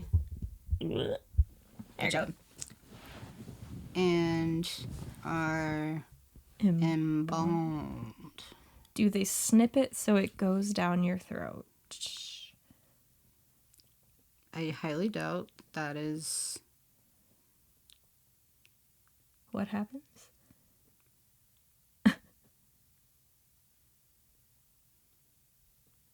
Have you found something mysterious? Hold on. Oh? Do we know? We might. Do we have the answer? Okay. Thanks. All right. Everyone dies. It's just a matter of time. How each person bites the big one differs, of course. Bites the big one. Bites the big one. Never heard So that one not before. short and Okay, stumpy. not short and stumpy there. The big one. The big one. But what happens to your body when you die? Take a look at 7 fascinating things that happen to your body after you take your final breath. You release urine and feces. Your skin shrinks. And then slips after you become sloshy. Ew. You get really, really tense. IG. I'm always tense. That's Rigor not going to mortis. change. Red splotches appear. Red splotches. Not from blood seeping to the surface, but because gravity pulls your skin downward. Areas appear redder than normal because your skin becomes pale, while blood maintains its color. At about the same time, your body really starts to smell because decaying flesh releases certain chemicals. All right, you might moan and groan. Yeah.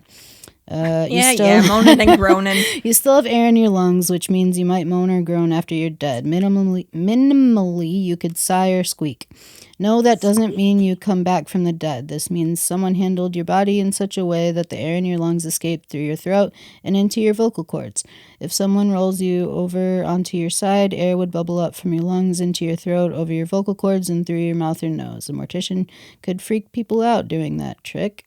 I'm sure. Someone might perform a postmortem exam. Okay. Also known as, an autopsy? Yeah.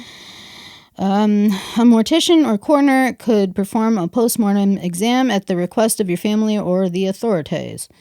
A coroner or doctor starts by examining the exterior of your corpse and notes any details, such as identifying marks, tattoos, signs of illness, and any physical injuries. After that, the medical professional gets into your gut with an incision around the sternum and up to the rib cage to expose and remove internal organs. Working top to bottom, the person performing that postmortem examines the throat, lungs, heart, and major blood vessels around the heart. Then the doctor works down to the stomach, pancreas, and liver. Finally, the coroner checks the kidneys, bowels, bladder, and reproductive organs. The doctor's incision stops in the middle of the chest because if the family wants to view the body later on, there aren't any incisions up to the chin. It's through the chest cavity that the doctor removes the tongue and windpipe. No! It's gone! After removal, the doctor carefully examines all of the internal organs at one at a time. The mortician then carefully cuts the scalp and saws through the skull to examine parts of the brain. Once the examination is complete, all of the organs are put back in their places and the body is sewn up and ready for your funeral. How do you put a tongue back once you remove it?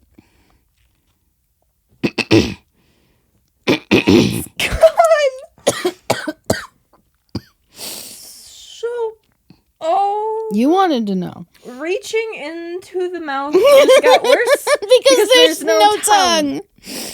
Or windpipe. There's no tongue. For that matter. It is just teeth. Teeth. And mouth. That's it. Oh. It gets removed. It gets removed. Where do they put it? Did they say they put it back after they're done looking at them. They put the mole back in the hole. Embalmers have two main ways of closing the mouth. Most commonly, embalmers will use a needle injector to insert a screw into the upper and lower gums of the mouth with a wire attached to each screw. They close the mouth and twist the wires to keep it closed. I think just drill up into your mouth. That's horrendous. Oh my God. How could anybody read that and not want to be cremated? I want none of this to occur. They drill up into your mouth with an injector. And then they close it and they remove your tongue. The tongue gets removed. The tongue gets removed.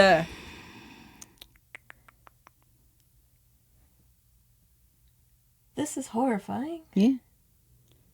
To lessen the chance of what they call purging, which is forcing fluids from the stomach and lungs through the esophagus and into the mouth and nasal passages, to lessen that chance, gauze is placed in the back of the throat and in the mouth, just in case of a purge, to be used as a stopgap from the liquids or fluids escaping through the mouth and nose. I hate gauze. I hate gauze. I do not want any of this to happen to me when I die. Just throw you right in the fire. Just put me in the fire. Just... It's been real. Goodbye. Body orifices may be packed with cotton or gauze to prevent seepage. Don't put gauze in my orifices. But what about the seepage? Don't want to seep. Exactly. I have spent my life leaking Jesus. I do not want to seep in death. No seepage. Jesus is already gone with my soul. Long My gone. soul is long gone. Jesus has been gone for a while, and that nothing needs to seep. Oh. On that note, my camera's gonna die soon, so we should stop horrifying the people of the world who choose to listen to this. Yeah. If you are still listening, God help you. I hope I have leaked Jesus into your soul, and I hope you don't seep. Please don't seep. No seepage. No seepage, or we might need to from Sunrise. Or get, we'll have to bring out the Zamboni. yeah, get some gauze just in case and pack it in to your orifices. Your orifices. So you don't seep. Oh, Jesus, your tongue gets removed in death. All right. So you probably wish our tongues had been removed at this point so we would stop saying these horrifying things Like into a seepage. microphone, like seepage. Like seepage. And tongue connections. Tongue connections. This has been an episode and a half of horrifying things, including Alex DeBrincat being traded. The draft, yes. And a 4-hour draft. So, on that note, we will leave you now to think of all of the things you've learned today. Please answer our questions. Please. And if you have any questions, I'm sure you have many. ask away. We will do our best to Answer them scientifically as we do. with Google. Yes. On that note, protect your mouths, pack your orifices, and we'll catch you in the next episode. Bye, guys.